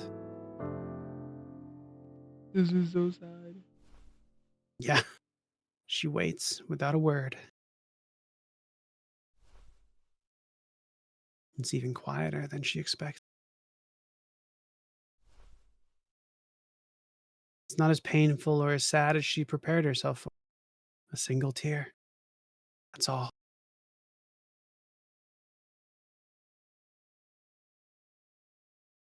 Oof. Whoa. The silence of the moon's surface and Madobe's breathing give way to the city's chaotic noise.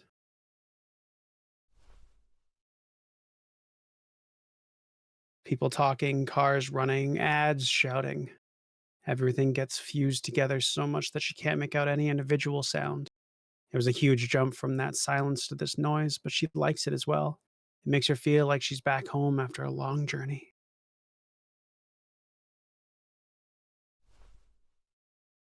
She opens her eyes and sees, and she is in the middle of the city under the night sky.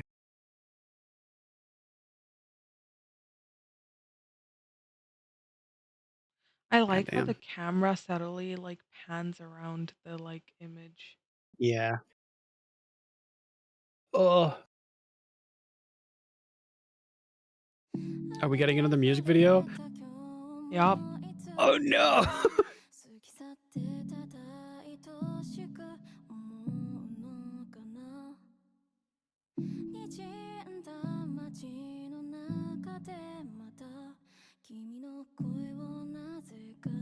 Aw.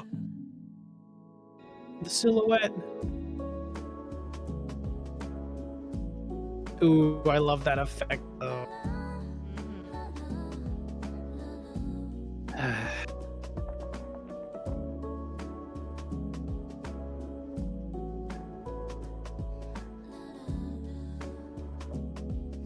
Am I still streaming to you, by the way? No, I don't think so. You posted, didn't you? Mm, hang on. Yeah, no.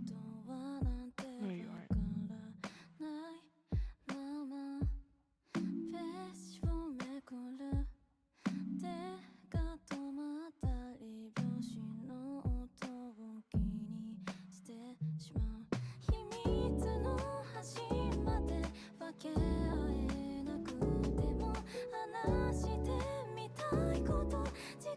Like,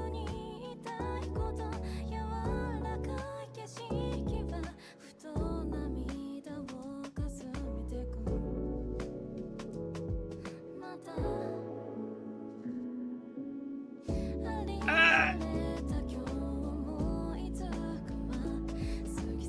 Aw.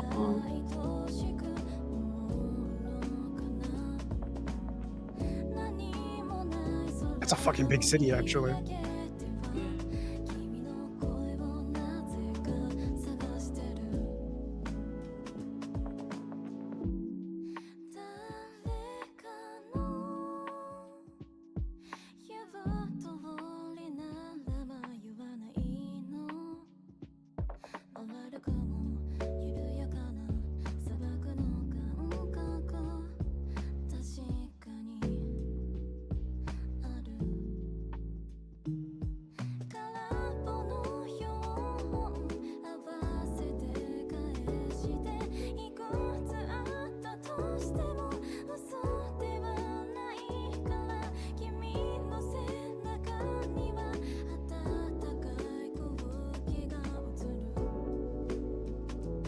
Hmm.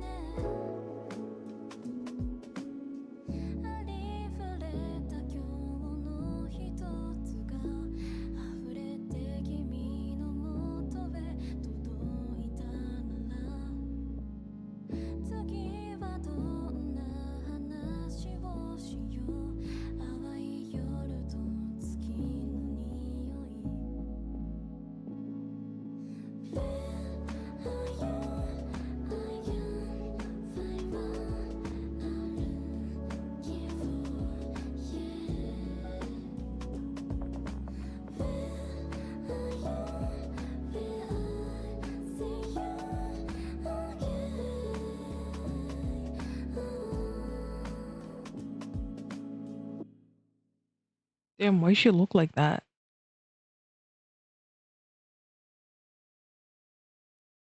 What do you mean? Like her eyes looked so weird in that shot. Oh, it's just a quick flash in her eyes, I guess. Finished chapter 2. Oh, that was a Scent of lot the faster than moon. chapter 1. Yeah. I mean, I think we also like didn't stop and like fix things and stuff as much, so help like that. Mhm. Damn. I'm gonna She just said grab a quiet more. say goodbye. Yeah, do what you need to do. Grab some more water. 1 second. I love you.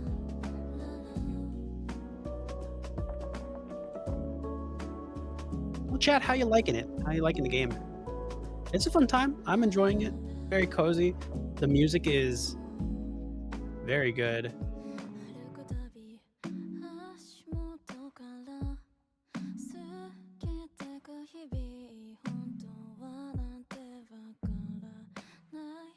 The animation is nice. I like that at the end of each chapter it seems to be like a nice like video. The game has yet to make me cry, but I've gotten really close a few times already, so we'll see.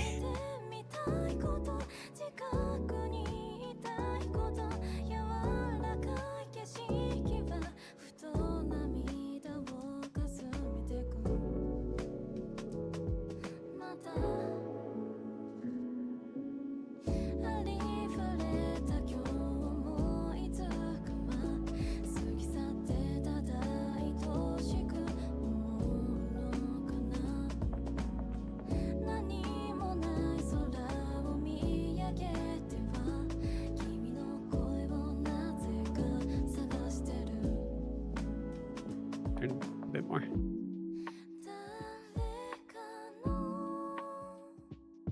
Yeah, this is a good game. I don't remember how much Zephy paid for it, but I don't think it was crazy expensive. I think it might have been like maybe $10. Seems worth it, if nothing else, just for the music and the vibes. It's very cozy. It's very nice.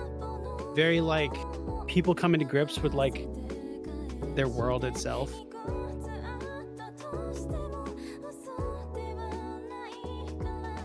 Although it sounds like she doesn't have a bad life, that she's uninspired. The world that she lives in doesn't have the same like vibe of stuff that she wants. Because it sounds like her parents are good, she's got friends, all of the, like school's going well. Sounds like she needs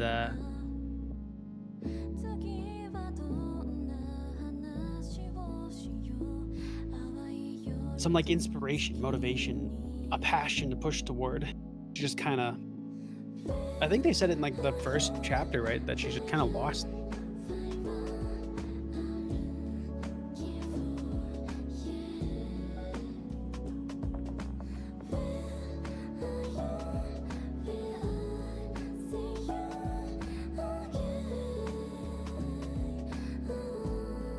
Okay.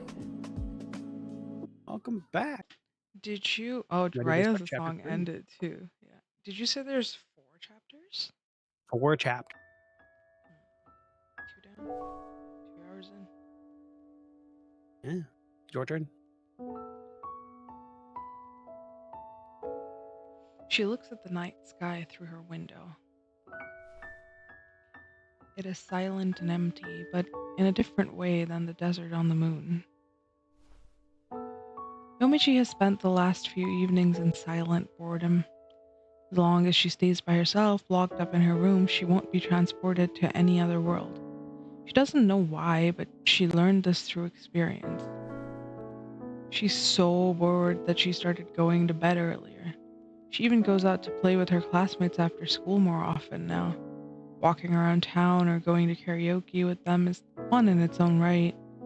Whenever she keeps herself connected to the day world, spending time with her classmates, running errands for her parents, and so on, she cannot go to other worlds. She also learned this through experience. Her time spent in the day world has grown, and her nights are now for sleeping.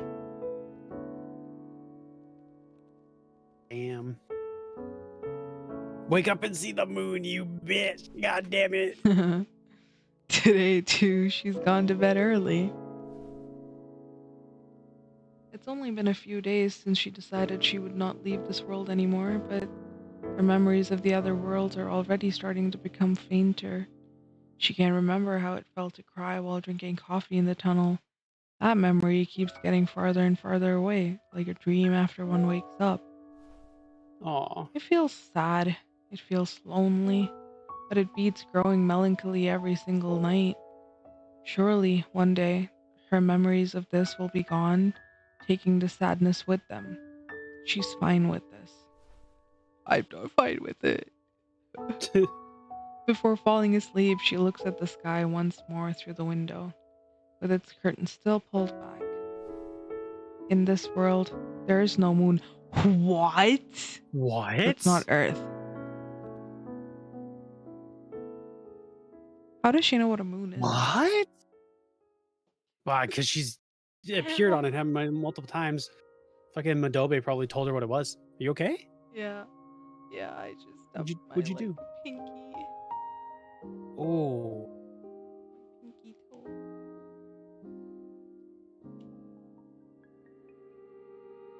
It's evening. A few more days have passed since then. After going out to play with her classmates after school, Yomichi is going back home right as the sun is setting. She started going toward a newly opened shop that she was interested in before realizing that it was farther away than she thought and going back. She's exhausted from all the walking. When she gets close enough to her home that she can see the lights coming out of its windows, she sees a girl who looks to be around the same age as her. It's Madobe? It's too dark to see her face Oh. clearly. Yomichi walks past her, but the girl quickly stops and turns back. Yomichi? Oh wait, your line. Yomichi too stops and turns back to face the girl. Huh? Asahi? Asiago. What? Huh? Don't worry. The cheat. Read the line.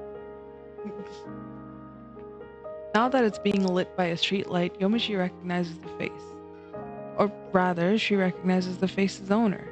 The face itself is much more grown up than she remembers and stunningly beautiful. This girl got a little gay in her. I'm just saying. She appreciates all of the women's faces. The girl in question is Yomichi's childhood friend, a year younger than her.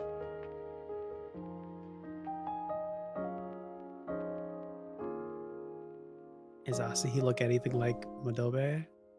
She used to live that's what I'm wondering too. She used to live nearby and the two of them met on a daily basis. At the time, she was Yomichi's best friend. However, she had to move away because of her parents' job. The two girls were too young to have phones of their own back then, so they lost all contact.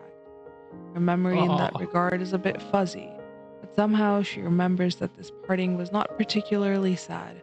She was probably too young to understand that maybe the two of them would never meet again, and by the time she was old enough to understand it, she was already used to life without Asahi. Man, that's kind of sad. The two sit together on a bench in a park nearby, and Yomichi explains her emotions or lack thereof at the time. In response, Asahi laughs. Seriously? Oh. I was pretty sad, you know? Aww. Well, everything around you changed at once. That's true. It really did. I was so nervous. Moving into this new place that I knew nothing about, new school and all.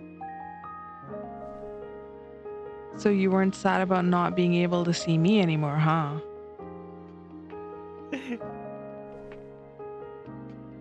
I'm sure that was a part of it, though. Pretty sure. Yeah. Yomichi laughed sarcastically. That probably only lasted until you made new friends, right? Deny that. Talking with her fills Yomichi with nostalgia. This scene is fucking beautiful. Ads in 5. It is very pretty. The more clearly the memories of that time resurface, the more Yomichi realizes how much she herself has changed since then. Even if it's only been a few years, she feels like a completely different person. And the same applies to the old friend she is looking at right now. She's not the Asahi she used to know.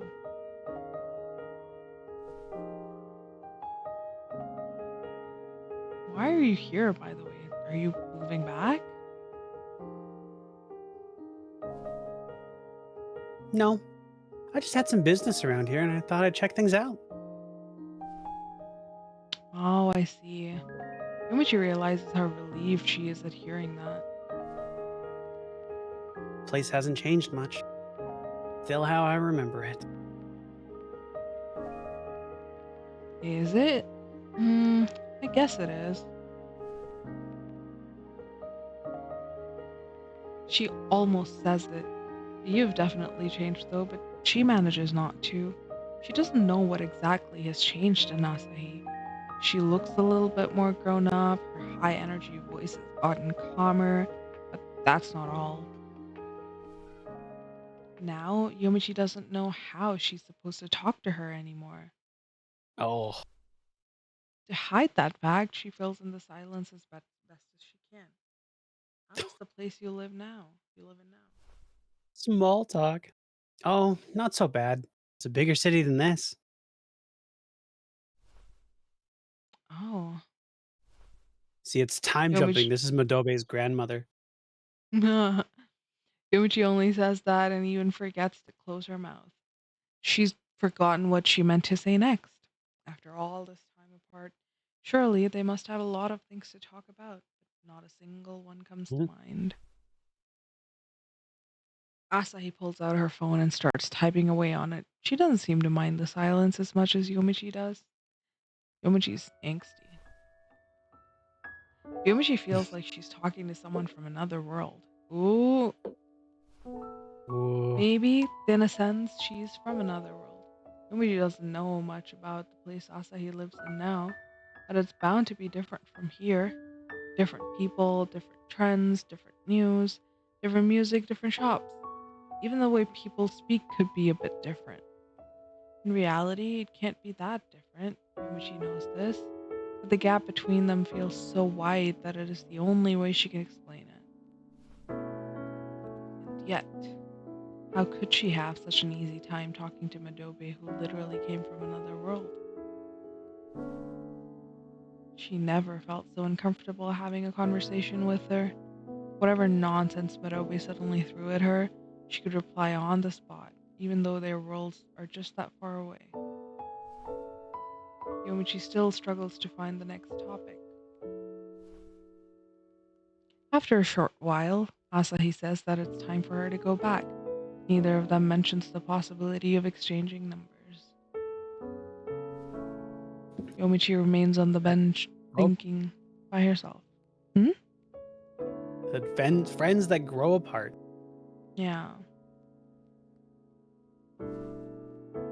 She starts wondering, if she spoke of this to Madobe, what would she say? You're gonna end up on the moon again. WWMS. What would Madobe saying? WWF.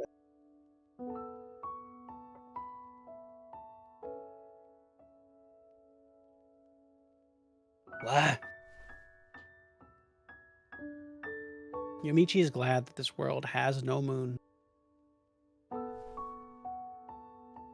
If she was actually forced to see it hanging in the sky each night, she would have been able to stay indoors. Ever since meeting Asahi, she keeps wondering the same things. Maybe she's in the city and it's just really far away that Madobe is, and they're on the moon. That's why she can't see the moon in the sky. Why did speaking with Madobe come so easy to her? You're right. And what exactly is that world? Where is it?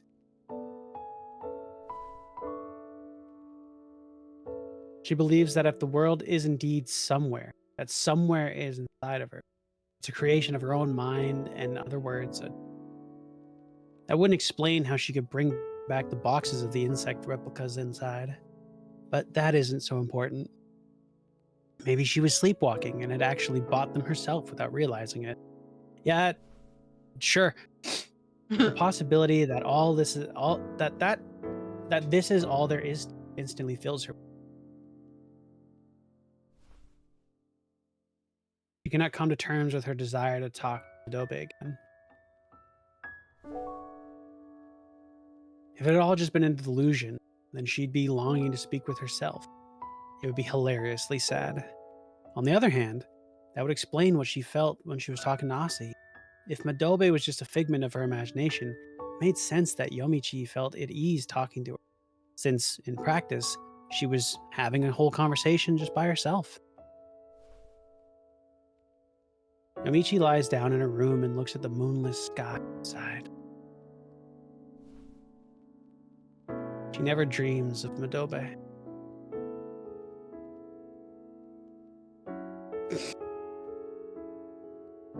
What?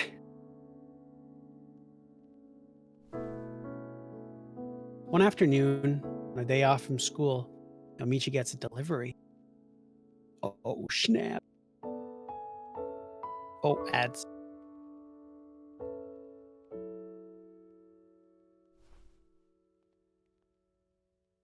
It's a small package without the sender's name. It's addressed to her, but she has no idea what it could be. What it could mean. Ah. I didn't read the rest of that. Text history. Fuck. Text history. With text history. Text history.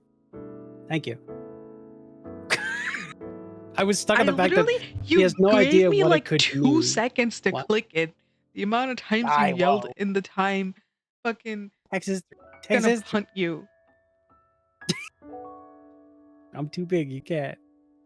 Oh, Since her family isn't home, weird as it is, she has no choice but to accept the delivery herself. She then goes back to her room, sitting on her bed.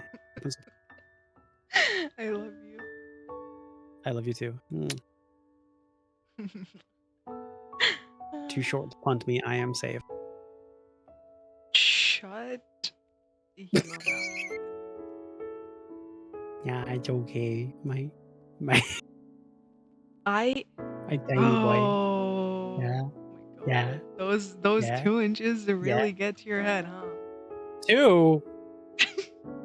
2. It's like 3. It's a foot and 3 because you're actually only 14. I'm okay. Stop spreading 4-2 wild. misinformation on the internet. That's That's not a wild word. information. It is Why? It's how tall you are. Yeah. Not 4'2". Your Small. face is 4'2". God damn, it's a big face. All head. It's a box with an insect replica inside. My ego finally matches my head. What? I said my ego finally matches my head. It's a big fucking mega mind ass. The insect inside is a butterfly with white wings. It's exactly the same as the boxes she has received many times during her travels in other worlds. A small wooden box with a glass lid. She is surprised and confused. When she looks at the back of the box, she becomes even more surprised. It's from Madobe! There's another recipient's address written. Oh, she have to give it to somebody else? Is it she has to give it to Madobe? She have to go back to Ito? Wait, I'm confused. Hang on. What? She got a box from a package. Just sent with no name. Oh, just like a delivery. No sender's name. His family's not there. She opens it. Could be dream. Opens the package.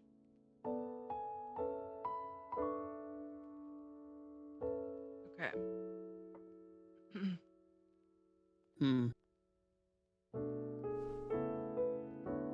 It reads, Moon City, Adobe. Her head starts spinning so fast that she has to lie down.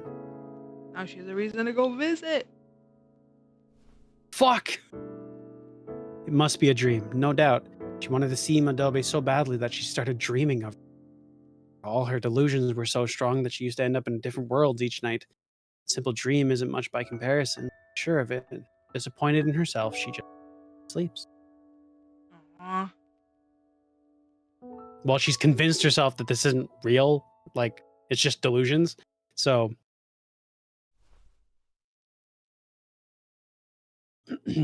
she wakes up. The box is still.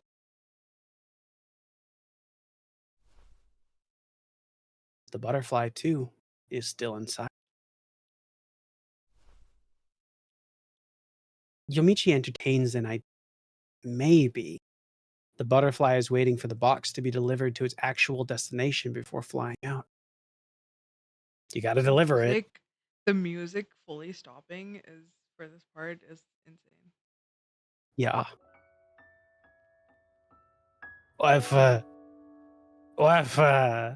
Woof.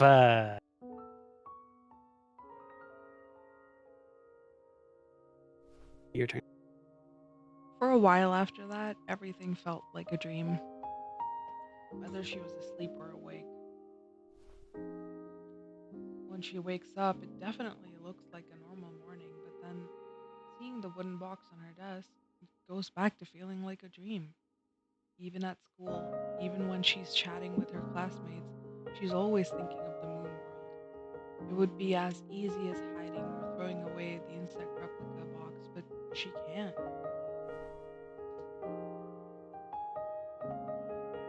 I wonder Okay. what walking on the moon feels like. Ending up saying that to a classmate was the tipping point. She knew she had to face the box once and for all. Wait, we're not glancing past that. Puppies, are you okay? What was that noise? Did you drop Wait, what something? noise? Did you hit something? I don't know. No, Heard a I think thump. I just adjusted my mic. I didn't. Oh, maybe. Yeah, I'm Okay. good. Yeah. Okay. It's been a week now from when she received it. But She held out bad for a messenger. whole week. Listen, if you thought you were delusional and cray-cray, you'd also Yeah, take a I would little bit not. of time. You would not? I would not. If I thought I was delusional and cray-cray and then something showed up that was exactly like the proof of like, not like proof, but like something that was out of my control and just showed up at my desk door, You'd be like, hell I'd be like, well, might as well test the theory. yeah. But you're also, keep in mind, not an angsty teenager. That someone's like, what? This is a box that was delivered to her here in the day world, but for some inexplicable reason, it has Madobe's name on it. Is Madobe's world more than just a delusion? Is it actually real? If so, whoever sent her that box must also be able to travel through worlds, right? However, the delivery didn't have the sender's name on it. There was no label number to look up information with either. Furthermore, when she tried looking up the delivery service that brought it to her, it didn't even show up on the internet. She decided that if she ever got another package from them, she would ask directly. But will there ever be another package? Despite her We're gonna newfound show resolve, up and Madobe's gonna be like, the fuck, man? yeah. Despite her newfound resolve to face the box, it's still all shrouded in mystery. Asking a classmate or an adult about other worlds could work, but she definitely doesn't want to do that. They'd probably roll her eyes at her, and she also feels that speaking to anyone about this would somehow spoil it, even if she's decided not to go there anymore. Her memories of those worlds are still dear to her. She doesn't want those memories to be made fun of or dismissed as impossible. Oh. That day, the friends she usually hung out with all just so happened to be busy and went home early. She wanted to go home too, but she felt that staying in her room for too long would drive her insane. Fucking, the world is literally pounding your face with signs, and you're like, There's still time before sunset. Yumichi rides on a train. Aizen, or Spirited Away. It's been a while since she's last been to this part of town. As she flows with the crowd out of the station, her mind at first is blank. Little by little, a thought starts budding in her mind. She remembers what the moon world looks like. There's something that has always confused her. If there is no moon in this world, how does she even know what the moon is? Puppies, I wrote the game. She You wrote the already game, you knew. asked the question. She already knew about it I- before going to the moon world. A yellowish, round, celestial body that you can see at night. And even if they don't know about the moon world, her classmates knew about the moon too. Maybe they learned about it in some picture book or in a textbook or in a novel. Then again, why would people in a moonless world write about the moon? She lets her thoughts flow freely as she moves with the crowd. I really thought Madobe would have told her, like, hey, by the way, this is what a moon is. Yeah. As she goes with the of the city, she eventually finds herself in a familiar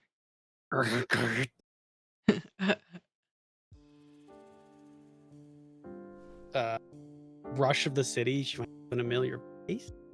The city is always full of people. You can never see the same view twice, and memorizing all that you can see would be impossible.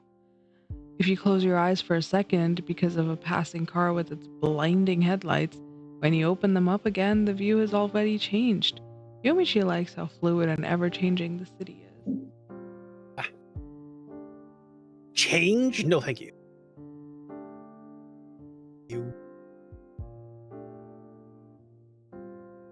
I really thought impossible would be one. Car blinding.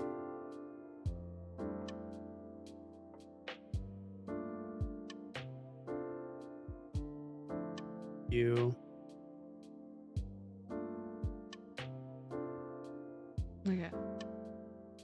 We got view, I think it was just view car. View and car. That's it. As she strolls, her mind comes up with a different view than what her eyes are seeing. A forest of lush trees, a roaring, splashing waterfall, the waves on a beach. She doesn't know if she's ever actually seen any of these things before. She tries remembering what the city is actually supposed to look like. The crowded pedestrian crossings, the bustling district full of barkers. What the fuck are barkers? Back alley. Like people talking about like ads and shit, I Oh. believe. And of course, the street she's looking at now. If she doesn't keep herself grounded like this, she feels like she might lose it. Damn. People who attract a patron to an entertainment event. So yeah, basically people screaming at.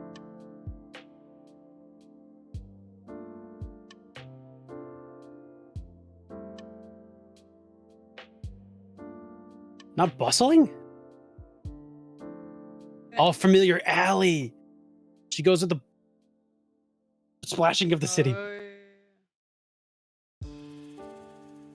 Alright, we still have one more to go to.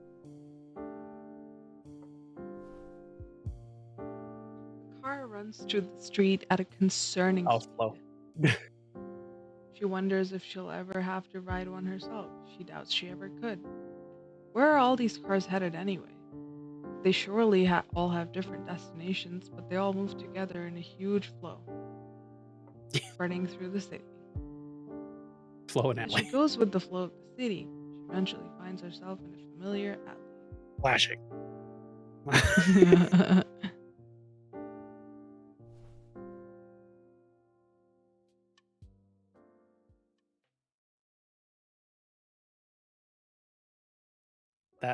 that round done. Oh. I like how, like, you know how Ooh. Yeah. Ghibli movies are like known for like that art style, that aesthetic and storytelling that Yeah. makes them mundane like romantic. It like Yeah. has a similar feeling, but it's like the art style is way more realistic, right? Like if you walk down Yeah. like a street, you're gonna see a view like this at some point, but Yep. somehow it feels so familiar and comforting in the artwork like this, like especially this, like with the little tree on the side, like the sunlight like right here, like there's just something about it that feels like, oh, I know this place, like it's like home or like Yeah. a Yeah. familiar like Very something. I don't know. It's familiar. like I've walked the down the street 1,000 feeling, times, like, coming yeah, back like from a, like, a place. the Thing. feeling it's evoking. I'm like, The ooh, street or your friend's house or something, like yeah. I think it's part of it is the music too, but yeah. The crowd gradually becomes thinner until eventually she's alone. She's gone with the flow so far that now she's stranded by herself in a place she doesn't know. This isn't even a rare occurrence for her. She could keep walking some more or just go back towards the station. Me, directionally challenged, will get lost. But on second thought, she doesn't know this Yep. place. She's been here once before. She does know this place. She's been here once before. It's the street where she once saw a girl that looked like Madobe. Remembering that, she wonders if it could possibly be true. She wonders if Madobe could actually live in this world. A lot of things have gone through her head since she received that package. She finally realizes something. The delivery meant that someone else in this world knew about the moon world, but what if that someone was Madobe? Maybe she only lives here during the day and goes there at night, like Yomichi used to. Madobe said that she lived in the moon city. Can that really be trusted? Now, Yomichi is You're alone in the alley. It's this. Hmm? I said, "Okay, now she's creating, like, Yeah, paranoid situations." narratives. Yeah. Nobody like, literally, the only thing that's happened is you've decided you're not gonna go anymore, and something is showing up on your desk saying, "Hey, by the way, go and see this person." Yeah. That's all that's happened. Please stop being paranoid. Now Yomichi's alone in the alley. It's the same alley as back then, but it feels different. Maybe because it's a different time of the day. After hesitating for a while, Yomichi starts walking. Assuming that walking around here she could run into that girl again, and assuming that that girl was indeed Madobe, what does Yomichi even want? Does she want to see her again? She believes that it would be better not to, but at the same time, she wants to see her again and talk to her again. In any case, she starts walking to see Madobe or to be sure once and for all that Madobe is not here. However, this is going to end. She can't leave now. She keeps walking.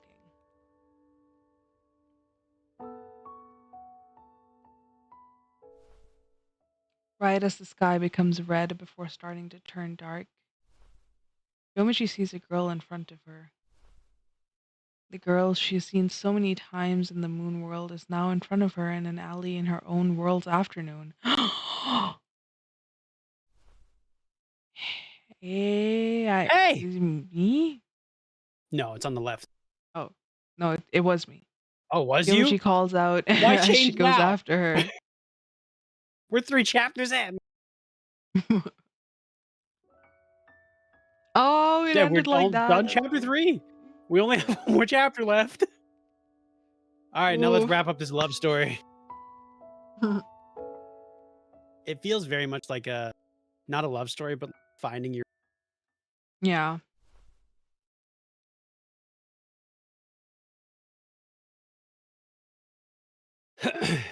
first things to lose their shape or shadow falling.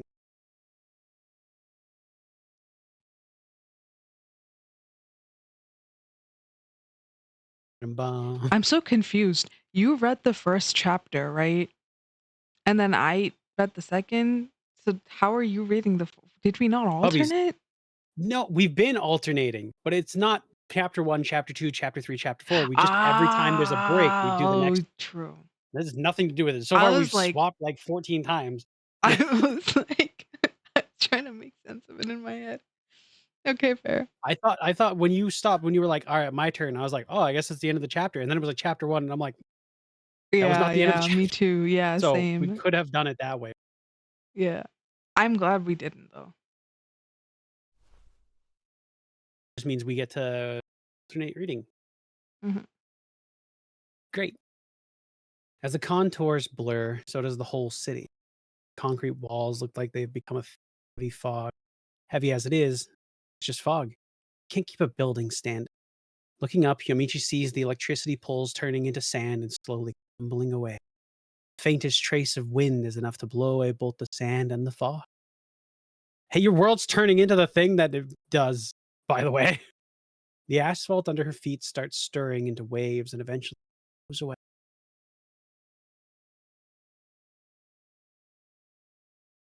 How? What? I thought the day world was supposed to be the day world. What is this? The city she knows so well from her day world disappeared. Like the other worlds she visited at night, the houses and large buildings which look so eternal have crumbled away in an instant. Before long, Yamichi has no idea where she is anymore. The whole city has turned into a homogeneous mixture of sand and fog. Homogeneous. God damn. Mm, And then cloudy sky goes away. Not the cloud. Sky itself goes away. Sunset tinged canopy.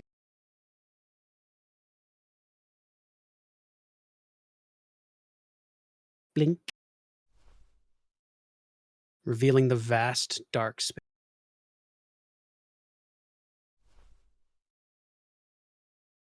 The stars are shining over Yamichi's head. And she's on the moon. Yaspa. Gasp! She's standing on white sand.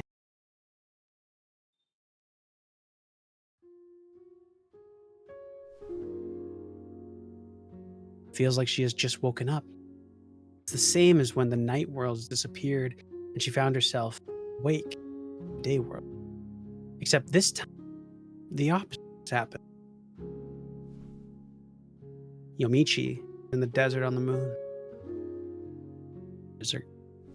I hate the word desert because of the word dessert. I want you to know that. I dislike the words. I hate because I fucked them up all the time as a kid. And I'm like, the only difference is there's one more S. It's so stupid. And in front of Yomichi,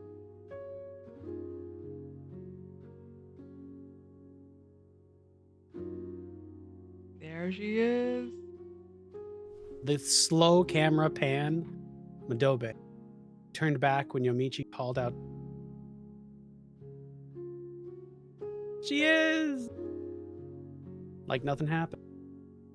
The only things that haven't crumbled away are Yomichi and Madobe. Everything surrounding them has disappeared and then changed into something.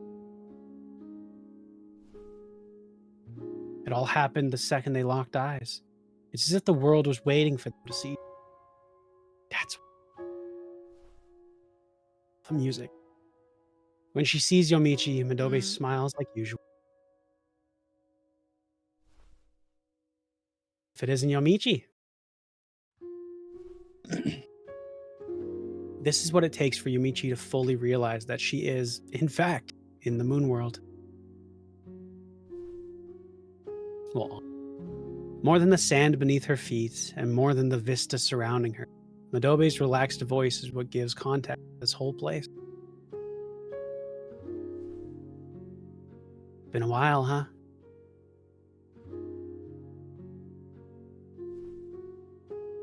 When Madobe laughs, Yomichi can't help but as well. Aww. Aw. What? There's a point of this you may have to take over. Oh, thank God. Okay. You got this, babies. We almost made it to the I end. don't. The two girls are staring at the empty moon around them like they used to. What were you doing? The damp air filling the alley is nowhere to be found. But Yomichi knows that. Moments before, she was in the day world and that Madobe was there with her. Yes, what was I doing? Madobe starts sniffing. The desert around them smells moon-like. Then she smells her own clothes. Oh, I remembered. She says, snapping her fingers. I was going to a coffee shop. It'd been a while. Remember how I told you that they'd changed their beans? Well, you know, they changed them back. Yomichi can't look straight at Madobe's laughing face. And that coffee shop is in that town, in the world you were in earlier. Yep. Hero, thank you for the You were hydrate. in I that appreciate world too. it. Yep. There was. Yumichi opens her mouth, but she doesn't find anything to say. She doesn't even know how she's managing to stay up on her feet. There must be hundreds of questions that she wants to ask, but she can't come up with a single one.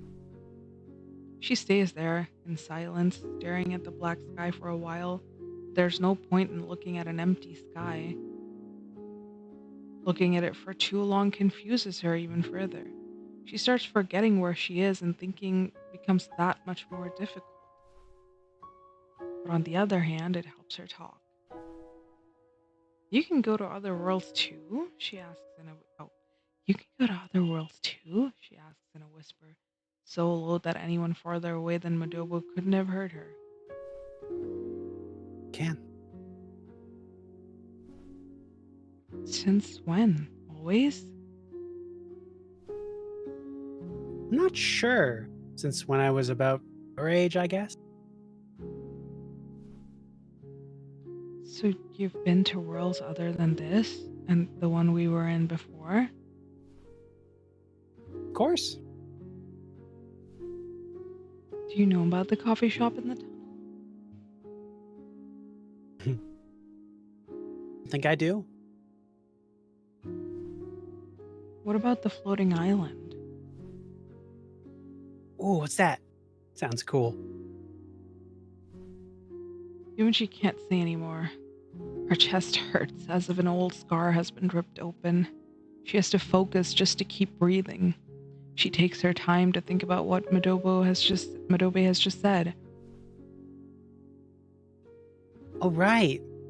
Madobe says after looking at Yomichi's blank stare for a while. I forgot that you're just, that age. Yomichi has no idea what she means. She cocks her head to one side and Madobe looks satisfied with this reaction. So, you belong to that city? Belong? You were born in that world, right? Yeah. Yeah, I think so. Explains a lot. It does? Yomichi still can't understand why Madobe is smiling. Madobe knows something and is going to explain it to Yomichi. It's probably something that Yomichi could never expect.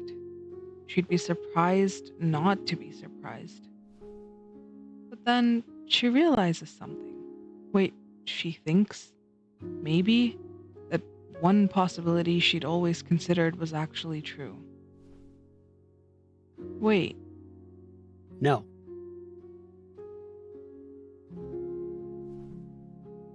Yomichi stares at Madobe. Could it be that it's just not me and not just you and me either? Madobe returns the stare, and that's enough to tell Yomichi that what she's thinking is right. Could it be that everyone can go to different worlds? Yomichi asks her question and holds her breath. This possibility had only crossed her mind unconsciously so far, but it had. I hope that's true. I hope Ooh. that's not true. She finds herself hoping for both outcomes. Of course. Madoe gives her a slow nod. Why does nobody talk about it then? The fuck? We, all of us, live in many worlds, not just one. I mean, how many strangers do you talk to a day, you think? Well, okay, not strangers, but family, friends. I think everybody thinks that they're the only ones doing it, so they probably just keep it to themselves. Who knows? That's true of everyone once they're old enough, about your age. When you close your eyes because the sun's too bright, when you space out walking in the middle of a crowd, when someone calls out to you all of a sudden.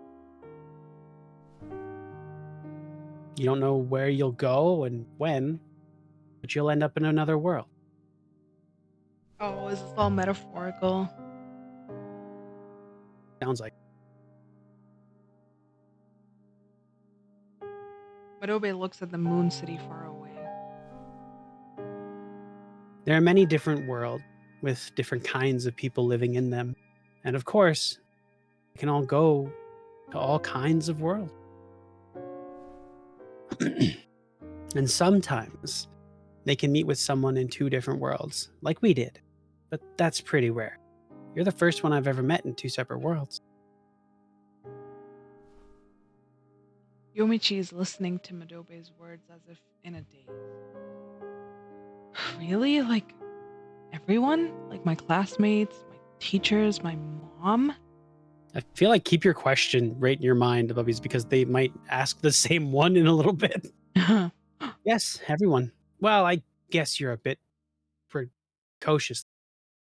Different people start at different ages.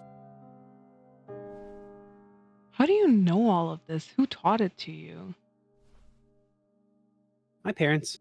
I was way younger than you are now. You probably don't know because you were born in that world. What do you mean? Do you know about the moon? I do.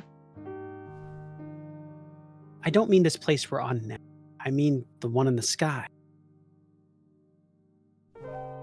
Yomichi turns to her imagination and sees the yellowish white sphere rising once the sun is down. Yes, I do know about that. But there's no moon in your world, right? Yeah? A long, long time ago. Everyone lived on a planet where you could see the moon from. Adobe starts sounding like she's reading a fairy tale. I think they built the planet you're from to resemble that old planet. The cities, the way that people go about their lives, it's all the same as that old planet. I don't get it. So what? They say that the people on that old planet couldn't go to other worlds. She explains, sounding as if she's trying to recall a distant memory despite having never lived through it. Everyone was in the same world day and night. I mean, it's just something I heard about, mind you, so I guess that over there, speaking about other worlds is taboo. Or a rule, you could say? Like the rules that lets you skip in this world. That must make it hard for girls like you. Adobe continues, looking slightly sad. Your world is a nostalgic, a copy of the world before people could go to other worlds. That's why nobody ever explained anything to you. Neither your parents nor your teachers. I mean, even if they don't, you're bound to find out once you start doing it. But the people in your world just keep up the pretense. There you go, bubbies. Damn, that's insane though. Yeah. But what about you? You weren't born in that world. Me? No. I was born in that city over there. I couldn't go to your world before becoming an adult. Then, what about my friends at school? They don't know about this? I mean, that depends. Probably some do and some don't. Like some kids fall in love for the first time earlier than others. Why didn't anybody tell me this? She just told you, bro. I can't say for sure, since I'm not from that world. Madobe puts her hands on her hips and starts thinking. She also knows about Yomiji's day world. She's never been inside a school, but she has run into children about Yomiji's age several times. Think of it like this. You felt like you couldn't talk to anyone about it, right? So nobody heard about it from you either. Oh, I didn't tell anybody about it, yes. Yomiji feels like she's listening to a weird fairy tale. She understands, but she's having a hard time believing any of it. To Yomiji, hers wasn't a nostalgic reenactment of life in the good old days when the sky still had a moon in it. Her life was a normal thing, the only possible thing. I feel like I'm in another world. 'Cause you are? I know that's not what I mean. All kinds of thoughts are floating around in Yomiji's head. She can't predict what she'll end up thinking after she's calmed down. All she can do is stare at the desert of white sand. But among all those thoughts, one keeps raising its head over and over. So everyone can go to other worlds. Yep. My parents, my teachers, my friends too. Everyone. So that means she finally finds the words to say what she was thinking. So I don't need to live there forever? Adobe replies with a quick nod. Yeah. Unless you want to.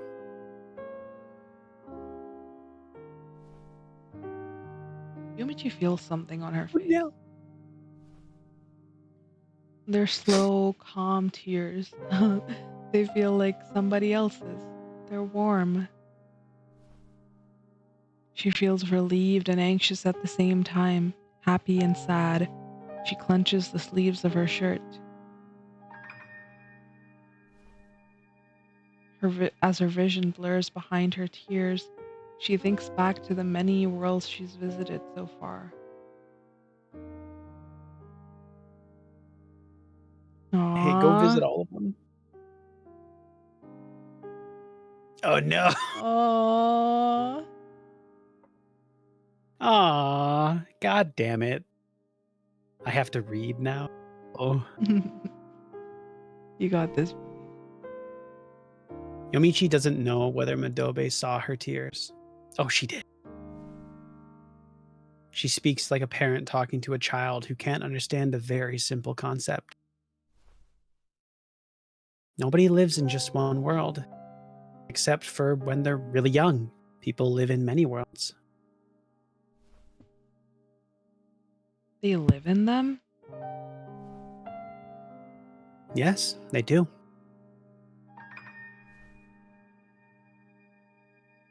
So you live in that world and sometimes you go visit other ones? Not quite. Sometimes I'm there, yes, but I live in a whole bunch of worlds. I was born here. That's not it. It's not like I have to come back to sleep here every single night. It's just another world to me.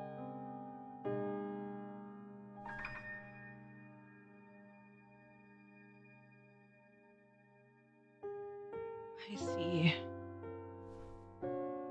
Wait, if that's the case though, why can she not control like when she goes and when she Where she returns goes. though then? Yeah, when she goes, where she goes, and when she returns. Hey, if you just now learned how to flex a muscle, do you think you'd be able to flex it consciously immediately? I guess, but she has been doing it for a It's while, something she she's said, like, right? no, it's something she's been impromptu doing for a while. She's never really consciously enact. She's stopped it. She kind of understands the rules of how to stop doing it, but it's just because Yeah. she's not supposed to be doing that. Like her world kind of had the rule implied of like, people don't do that. So like she, thought like, oh, it's a delusion. I just need to wake up, blah blah blah, and create like a dream and gone. But she never had throughout the entirety of this game, anyways. She's never had the initial thought of like, I'm going to this place. She just closes her eyes and ends up in another place and is like, fuck it, all right. It's like a subconscious thing. So I think now that she knows it's a conscious thing she can do, she'll practice it and get better at it. But as it stands, she didn't know. She thought she was just bouncing in her dreams. For you, your world is the one you've spent the most time in. But that's just because you're so young. Eventually, you'll have spent so much time in so many places that you'll feel attached to all of them the same amount. I wonder if it's the same for my mom and dad too. Oh, I'm sure it is. You don't know where they are while you're at school, do you? I don't. Wild. Sometimes they're with you. Sometimes they're not. It's true of all people. Your friends, teachers, neighbors. There are times where you don't know where they are. And there are times when you don't know where I am either, right? Right. Yomichi imagines that someone must have said these very same words to Madobe before. She still can't grasp this quite yet. To her, her world is the real one, and the other ones are just delusions that she stumbles into. Delusions eventually disappearing, leaving nothing behind. But then again, she saw the day world disappear as well. I thought that my world, the world where I was born, was the only real one. I know. I used to think the same thing. Maybe it just gets like better with age, the ability. And when you're younger, you just can't sustain it enough to like live in another world. Probably. But that's not true. It's not. It's the world in which you were born. That's all. So I have to live in a bunch of different worlds? It's not that you have to, it's just kind of happens since you can't choose what worlds you go to. Is it possible that I never managed to go back to the world I was born in again? I've heard of people like that. It depends on you. If you don't need to go there, you won't be able to. Even though I'm not the one choosing where I go? They changed up how it works, Bubby. It's just... Yeah, you didn't choose to come here, but you wanted to see me, right?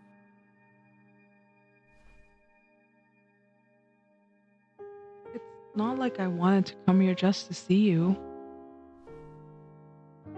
So you like the place? This empty desert? I do. So that's why you came.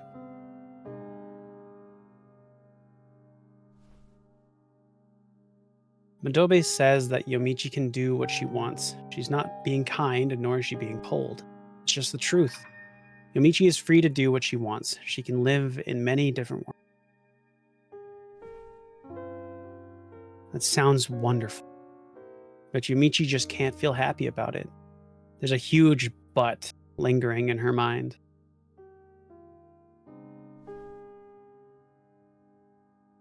But is that okay? Yomichi manages to put her thoughts into words. Can I really live here and there in all these worlds? Can we really live it if we're not all in the same world? Madobe looks into Yomichi's eyes.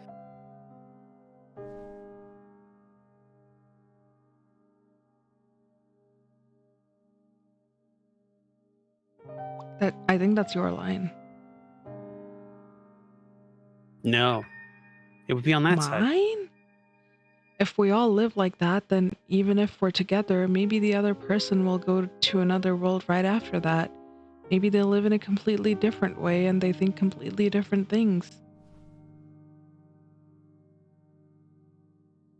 By saying it out loud, Yomichi, is trying to come to terms with what she is thinking. To her, having just one world to live in is normal. People can live together because that is the norm for everyone. They can help each other and try to improve their world. Oh my goodness. What's up? I accidentally clicked something on OBS. Okay. Oh, God. I don't know how to put this, but shouldn't people all live together and help each other out?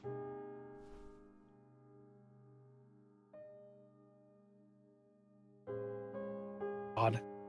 As she says this with a sniff, Yomichi has to put a lot of effort to not break into tears again.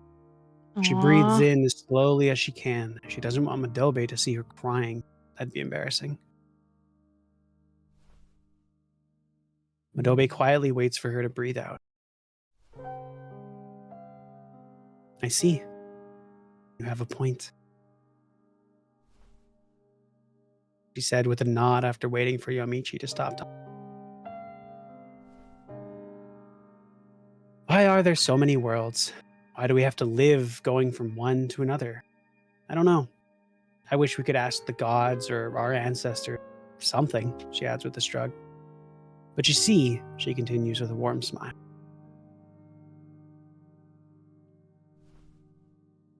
Wouldn't it be hard to all live in the same world? I'm not sure. Imagine if that's if that's the answer humans came up with to like overpopulation in the future. They just harnessed psychic abilities, and then you can just like travel to different At a worlds and certain age, manifest people just like disappear from the world and go yeah, elsewhere. It's like, yeah, we yeah. work. We have like many worlds, so not one can't be overpopulated. Kind of work.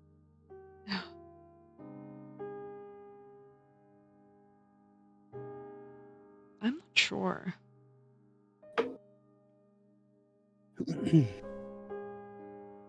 That doesn't make a lot of sense to her. After all, that's what she had always assumed was true. Everyone has to live in the same place according to the same rules.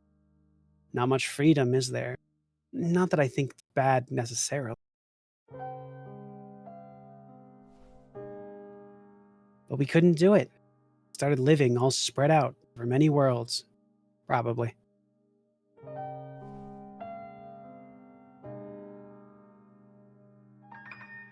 We who? Humanity?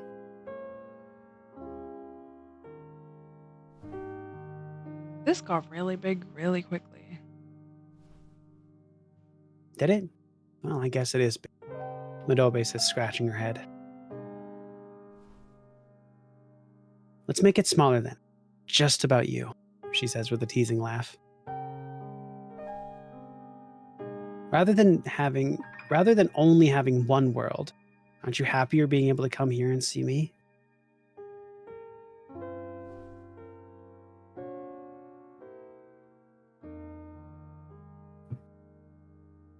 Sorry. Yamichi thinks about it for a while, then starts laughing. Indeed, it all makes it feel smaller, insignificant, nothing worth worrying about. Aww. The gaze. She looks up and wipes away her tears. Her damp face feels slightly cold. I guess I am.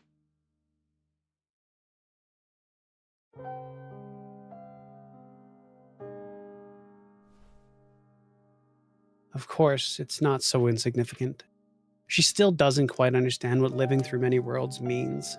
She's not ready to think about whether it's a good thing or not. But she knows how hard it is to be forced to live in a single world. She hates to admit it, but she was often relieved when she reached other worlds. Maybe it's fine not to feel at home in the day world. Maybe it's fine to treasure your time in the other worlds. Aw. She looks at the countless lights far away. She's never been there, but she knows it's a city full of people. They live there, but not just there. There's no single real world. Yomichi says mostly to herself. Everyone has a lot of worlds they live in. Everyone has a lot of places they call home. Saying it helps her accept that reality. It will take a while longer until she can fully come to terms with it. She still can't believe that her parents and friends travel through worlds the same as she does. Well, we don't know that her friends do, but her parents probably do. Well, But at the some of same them. time, she realizes that it must be true. People are not strong enough, kind enough, to all share a single world. They go from place to place, from connection to connection, living their lives. For a moment, she decides to stop worrying about other people and of scarily large concepts such as humanity.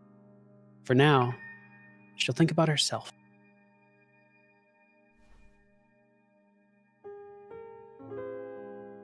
Can I come here again? Of course. I like how she's like looking for permission every time. Yeah. Murobi walks up to Yomichi and stands by her side.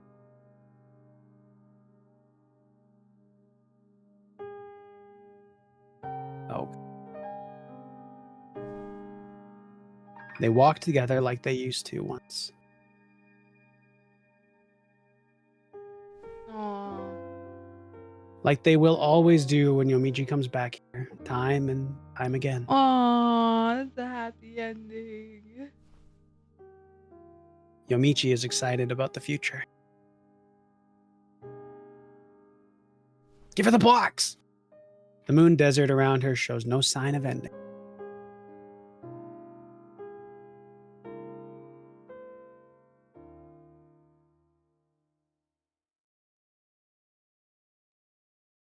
Oh no, it's another Have video. that hot latte. Mm. Damn, those legs stick thin. Yeah, it's the art style for. Move your cursor, bubbies.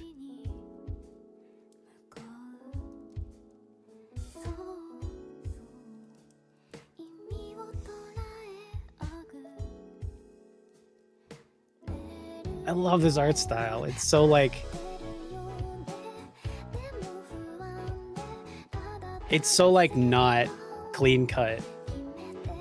Yeah.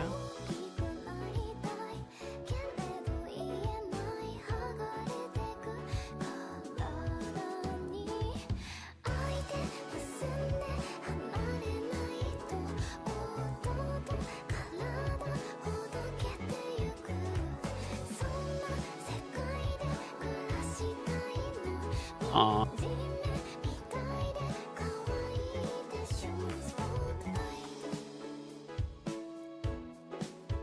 You do love a walking loop scene. I do.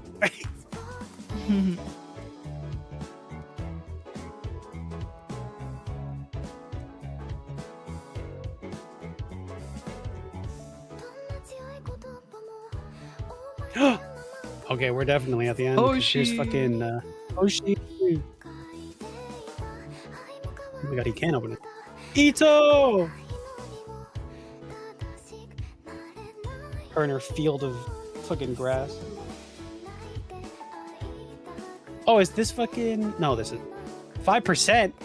Yo! She is definitely old enough. Getting drunk with pink.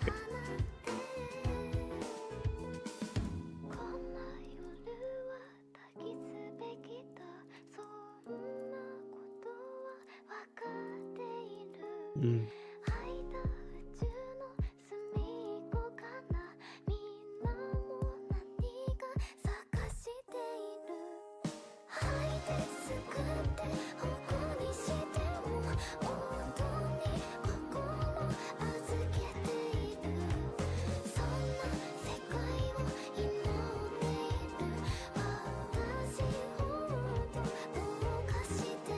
More walking loops. Oh no! Give me one more, please. This song is nice. Yes.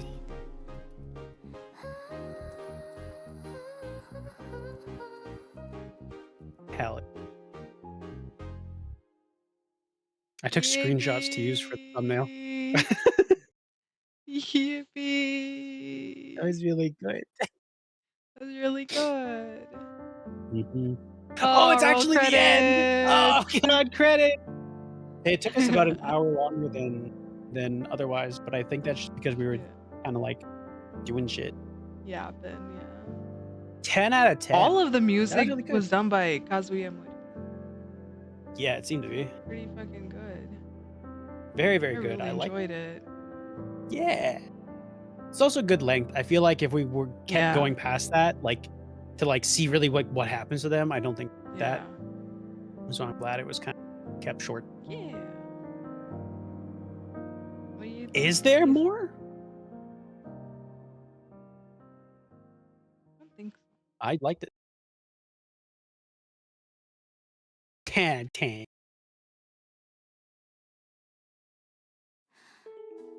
Finish chapter 4. Or Sad, sad, hot latte. post epilogue? Ooh. What does that mean? We're about to. Oh god, don't start the music again, please. The city at And this night, Michi finds herself thinking, about do the noise. oh, cookie, cookie. Yeah, I hated that one. That's this noise that Krabby make. Pokemon.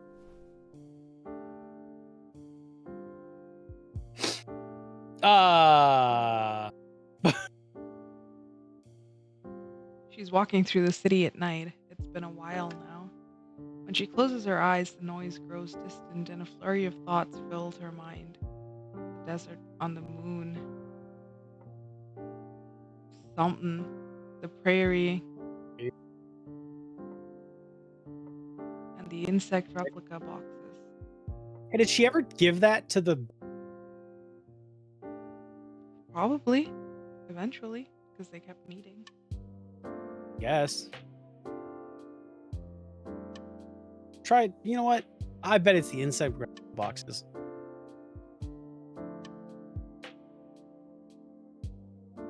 I think maybe they'll let us try all of them. Oh, maybe.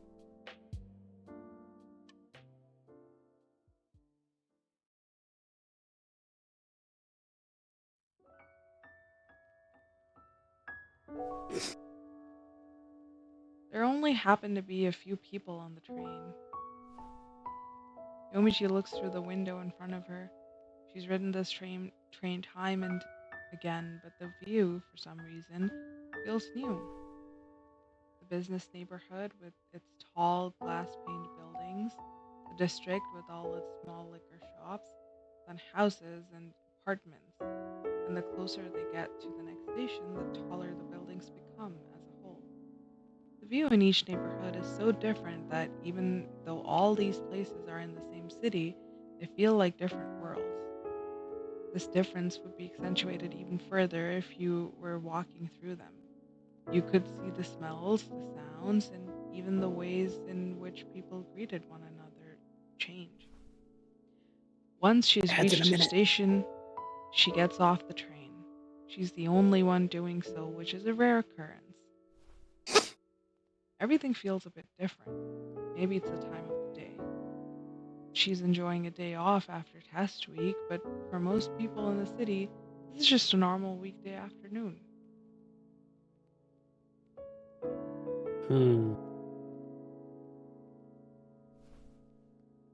However, the same city as always was awaiting her past the ticket gates. More people than you could count, with so many voices mixing together that you can't understand a single one. The sun mercilessly hits them after a short detour being reflected off the building's windows. This crowd is exactly what Yomichi wanted. Suddenly, her nose picks up something. It smells like the moon. Lately, she's been able to predict what world she will go to next. Maybe predict is a bit of an overstatement, but she can take a decent guess based on what is around her and what she feels at the moment. And after her intuition suggests that she will, it doesn't take long for her to actually go to another world. Maybe what is around her and what she feels are conditions for her to be able to travel at all. Probably. Sounds like they are. To the Yomichi moon. goes around a corner and into an alley shaded by the neighboring building. The crowd's voices are suddenly more distant, and this is enough for her to feel alone, even though there are still people not far away. Yippee! The moon. But before long, she's on the moon. She sniffs around, and sure enough, it smells like the moon. Oh, that's why she was sniffing. Oh Madobe right yeah. there. So cool.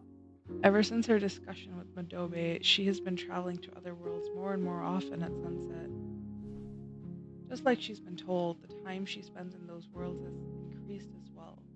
She still goes back to her world to sleep, and on weekday mornings, she goes to school. She never goes to another world while there are people around. It only happens when she's by herself. She looks at the city far away and then remembers what she has in her bag. Oh, bubbies.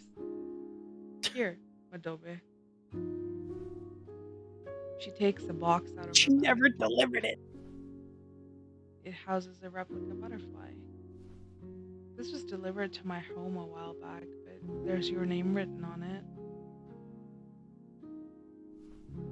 Oh, really? Oh Madobe looks really? slightly surprised. Oh, sorry. Madobe looking slightly surprised, looks at the box. Should I give this to you? That's right. I confirmed the receipt of one wooden box. She says with joking seriousness as Yomichi hands it to her. What is that anyway? I guess you could say it's something you're supposed to deliver. Am I going to get more of those? Probably. So should I just bring them to the person written on them? Yep.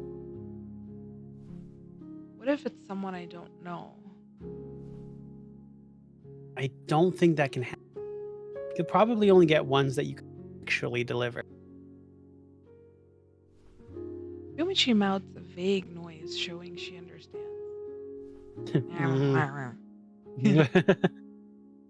There's still so much she doesn't get, both about the Moon Yeah. City and about the replica boxes. Even after Madobe told her about the truth of world traveling, she still hasn't spoken to it with her parents or friends. She can't be certain that her classmates travel through worlds the same way she does. I wonder how people first started traveling through worlds. That is her biggest question in all this. Traveling through worlds goes against all common sense in her world. After all, Madobe told her that people couldn't always do it. Yeah. Madobe says, looking at the sky. I think this is the answer. She looks at the box that Yomichi has just given to her, and she carefully opens the lid.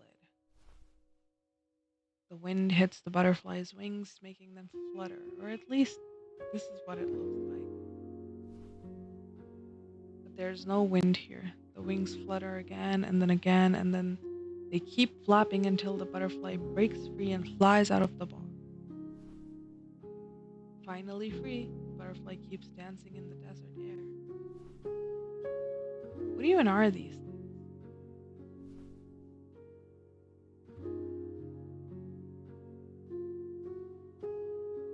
Again, something. Let's see. How can I Adobe mumbles to herself. Yomichi has never seen her with such a serious expression on her face. It's a soul. They're like guests, No, more like masters. Neither works. Hmm. Alien butterflies. She keeps thinking to herself as the butterfly flies above their heads. It looks like a perfectly normal butterfly, except for the fact that normal butterflies don't come back to life after they've been pinned to the inside of a box. Yomichi imagines all the other butterflies in the boxes she's received so far. Maybe they also broke free just like this. How can I put this? Adobe looks as if she's given up on thinking. Long story short,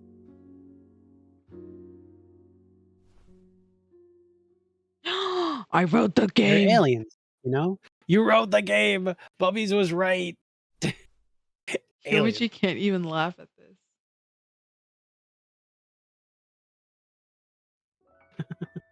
This whole game surmounted to the one thing of the butterflies are aliens. Adobe explains that a long time ago, all people lived in a single world.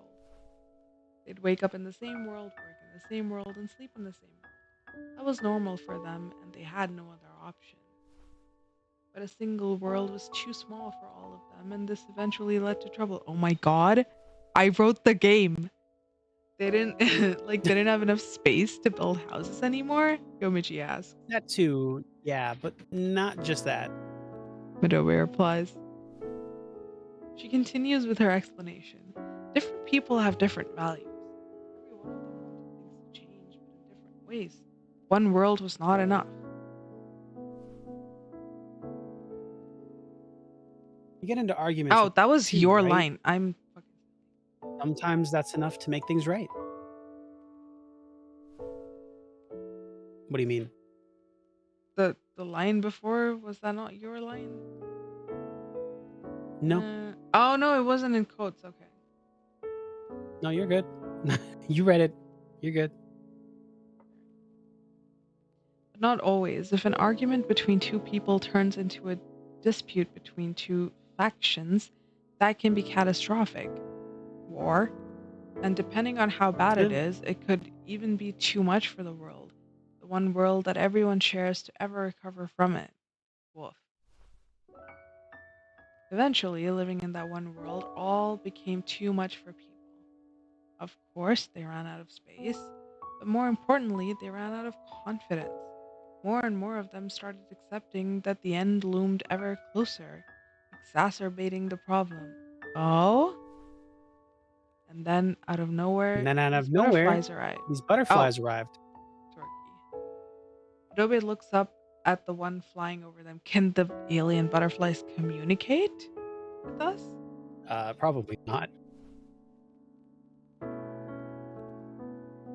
It looks like a butterfly, but it's not one. It's not a replica nor a dead insect. And the box it was in is not a simple box made of wood and glass. It's a spaceship. Oh my gosh. To use a simple, if not particularly correct analogy, the boxes are spaceships and the butterflies are spacesuits. I wrote the game!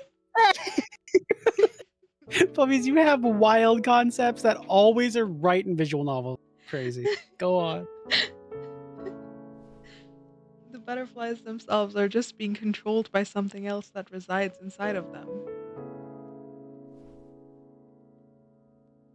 So they really are alien. Seriously.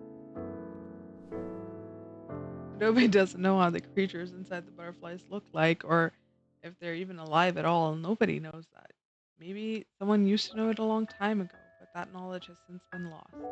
You could say that they come from another planet or that they come from another world, or maybe some other place entirely. Nobody knows. All we know for certain is that humans, in their despair, asked them for help, and it was them who gave humans the power to travel through worlds. Oh, I like that there's a neat little explanation for that, though. Yeah. And in exchange, we've become their vehicle. Adobe says while showing the empty box to Yomichi once again. vehicles?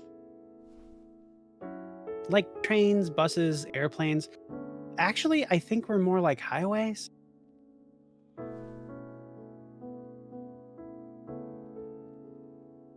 You mean we're just Yeah, my roads? bubbies. Yeah, they know how to travel through worlds, but they can't do it on their own.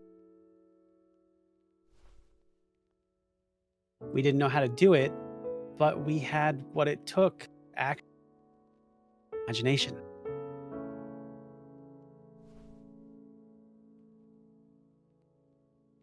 They taught us how to travel through worlds so that we could bring them around with us. People receive a spaceship, a wooden box, and bring it along while traveling to another world. Once there, the box opens and the creature inside can reach its destination.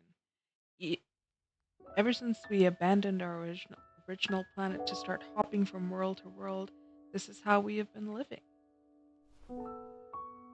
All the boxes I've gotten so far, is that what they all were? Yeah, they were all just aliens who wanted to go to your world. But this last one wanted to go from there to here. How do people know where they want to go? They're just there's a thing written on the bottom of the box says, "Hey, take it here." No, but who writes that? Obviously, the butterfly aliens can't. The butterfly aliens might impart some sort of knowledge to, like, Yeah, I don't know, a considering that they person writing teach the us things. yeah. Nobody knows why the But yeah, aliens they want to probably do. travel through worlds that much. It could be part of their mission, it could be to do business, or they could just be sightseeing. Moreover, this doesn't really matter to people. They're just vehicles we're supposed to carry the aliens from point A to point B. Hmm. Hmm. All right. How is nobody questioning this though? And that's why we're all spread out throughout worlds right now. Madobe gives the empty box back to Yomichi, who carefully examines it. No matter how many times she looks at it, it's just a box. This story, is it real? The butterfly flying over them looks like nothing more than a butterfly, too. Yes, I swear. Well, I mean, I'm not sure. It's just what I've been told. It's a legend of sorts. So it could all be a lie. Possible. Madobe nods, but then makes a different point. But looking at the world you But were born in. Oh, it's your but looking at line. the world you were born in makes me pretty sure. Why? It definitely looks like you people are trying to make life look like it was before, when everyone lived in one world. You know about the moon, but you don't have a moon, right?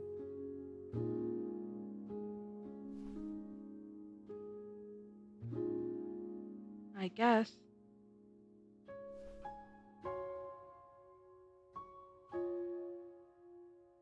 Yumichi thinks about what she knows about the world. After talking with you, I started thinking that maybe the mountains and the sea were the same too. It's a small planet, entirely covered in cities. You leave a city and you're already in the next one. There's no sea, no mountains. Yeah, I was thinking about that earlier too. When she was Hmm. talking about like all the like a waterfall and all of this, but like it was just cities in her world. Yeah, But we know about those. We have books about them, stories about them, and so on. makes sense. Yumichi feels like she's come very far. The world she has always lived in is exactly like the old world Madobe described. Everyone lives together and with no mention of other worlds. It's not easy to start believing in the world being abandoned or in aliens coming to save us. Sure, it explains certain confusing things like the moon, the mountains, the sea, but it doesn't sound very reasonable. And if what Madobe said is true, it means that the life Yomichi is accustomed to is doomed, or rather, that it was already doomed a long time ago. Hmm? But why couldn't people all live together? As far as she's concerned, sharing a single world isn't that scary of a thing. You know, when there's too many people around, stuff happens, right? I'm not so sure. At school, for example, she has classmates she goes along with and ones that she doesn't. And having to spend time with the latter can be unpleasant, but that is just a small issue between two people. It's difficult to Yeah. imagine how it could involve all of humanity. Well, kid, Imagine. how did humans feel when they turned to other worlds? She remembers a heated argument she once had. After that, she locked herself up in her room and started crying. The idea of talking to people was terrifying, and she wanted to remain alone forever. She wanted to escape to somewhere far, far away. Maybe the people who spread through all those worlds were feeling the same. Maybe. Maybe.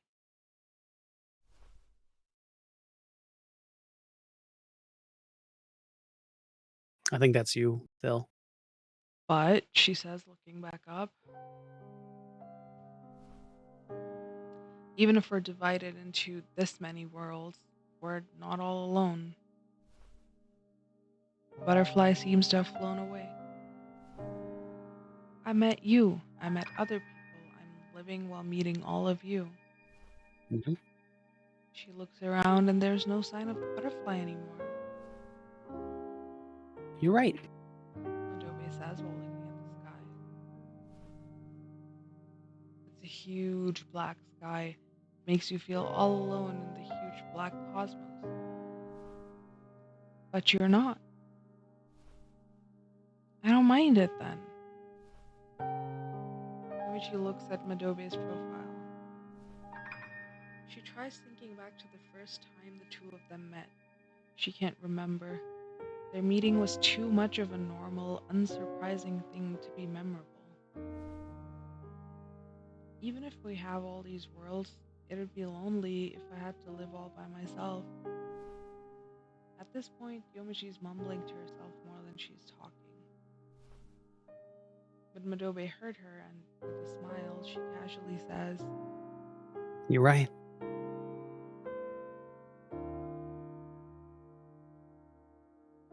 Aw. Aw. it's like Madobe's almost like a mentor figure for her. Yeah.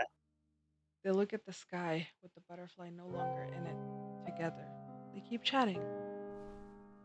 You used to be able to see the moon from the world where people lived a long time ago. That means that from the moon, you can see that world as well. If this was that moon, what would that planet look like? Oh, green and blue, little marble.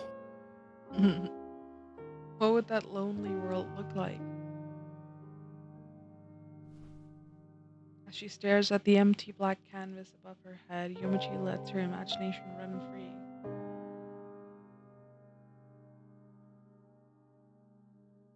I like that the Oh, you're about to. story is Michi's about to go to Earth. Maybe. I like that the story is told from the POV of like a teenager Aw. because it makes The world. it feel like it's so existential in nature, the Yeah. story, but it Oh yeah. feels digestible because it's like everyone can relate to being a teenager that has all of these unanswered questions about the world, and then you kind of Yeah. grow up into an adult and a lot of it kind of makes sense and a lot of it still doesn't, but like But a lot of it's never explained. you make do, right? Yeah. But, yeah. Ending for Moon Desert. We got ending 4. Does that mean we have to go back and find the other endings? I think so. You want to? We can, yeah. I mean, I feel like maybe those other two options were Other, probably ending yeah. a couple of them. I don't know which one would be reached I don't ending know. 4. We had the 4th ending.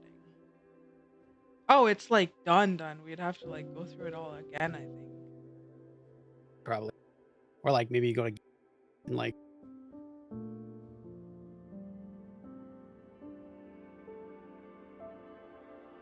God damn. Fucking first chapter was really long. Look at that at 1-7. I'm not even joking. That's like that is the end of episode chapter 1. No wonder it Yeah. felt so much longer than the other 3 chapters because the other ones were like 1, 2, done. This is one of my favorite ones. I Yeah, fucking 2, 2, 3 3. was That's it. such a good fucking ending. I love that. So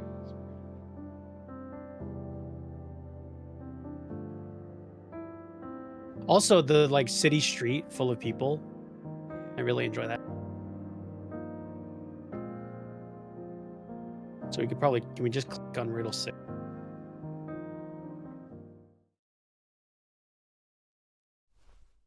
Yes. Yes. Yep. But it is up to you, bubbies. That's We have true. been going for 4 hours. I mean, I don't think there is a whole lot left.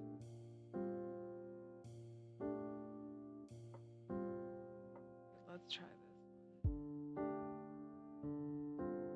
Oh yeah. Wait, how did we get the desert on the moon ending if we click the insect boxes? What Your turn. the fuck? Oh, in the city at night, Yomichi finds herself thinking about the moon.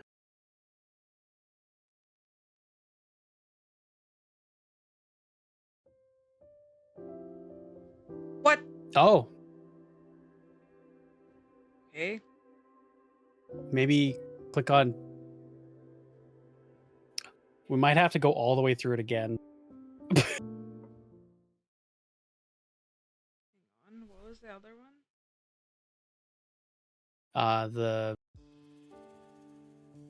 The prey. Also, we didn't get this at all. Whatever that is. Yeah, I don't know what that is. I think it's the tunnel, but we don't have for whatever Why reason. is it redacted though? I tell you.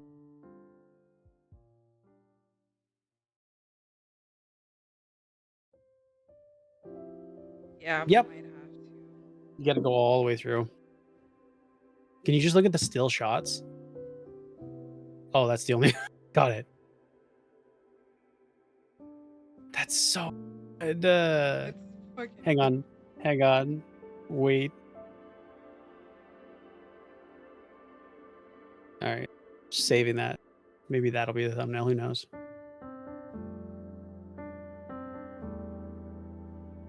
I've been taking screenshots of this game as we've been playing.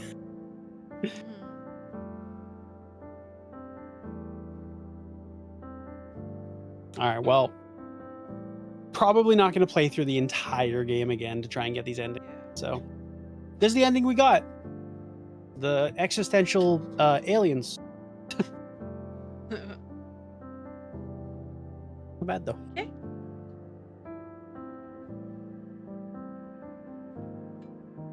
I am curious about the other ones, but they'll probably be offline. Yeah. I agree. Chatting screen. Yeah. And then you can end stream as well. Ah, I didn't mean to do that. Actually, just fully end stream. No. All right. Oh.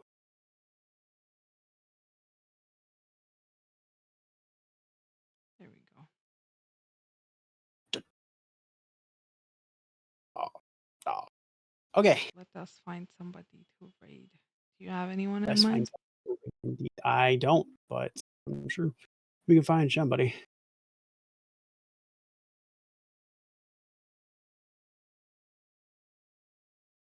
All right. We have a few mutuals Hmm. we're currently streaming, but Do you? I have people streaming a lot of people streaming Resident Evil, and I can't fucking watch it. I want to play the game so bad.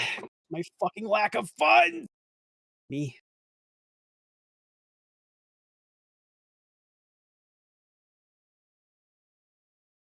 I got you. Yeah, so many people are playing Resident Evil, yeah.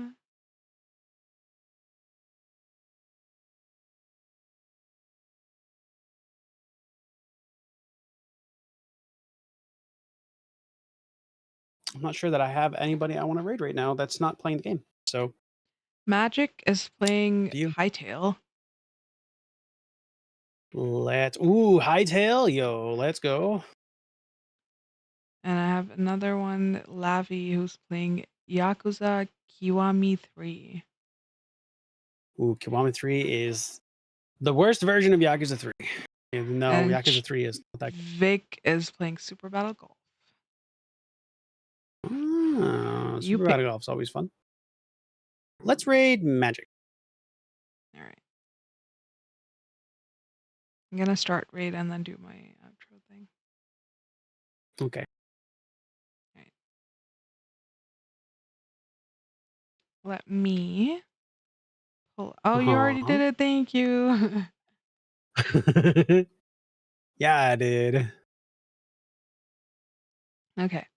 Well, all of my links are in chat. There's my raid message, throne, coffee, Vision if you want to commission art or writing from me, and there's our Discord, which has recently gone through a purge. So if you find yourself not in it anymore, it's because you did not react to the announcement. If you do want to rejoin and you missed the announcement, you can just let us know.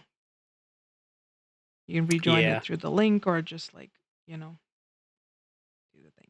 But yeah, that's all from me. I will see you guys with an art stream at some point before my scheduled stream next week. Maybe, but for now, that's all. Very true. Very true. Bye. There's one right. Okay. On my end, chat. This was a really fun time. I had a lot of fun with it. Fun visual novel and good time. I didn't cry. I did.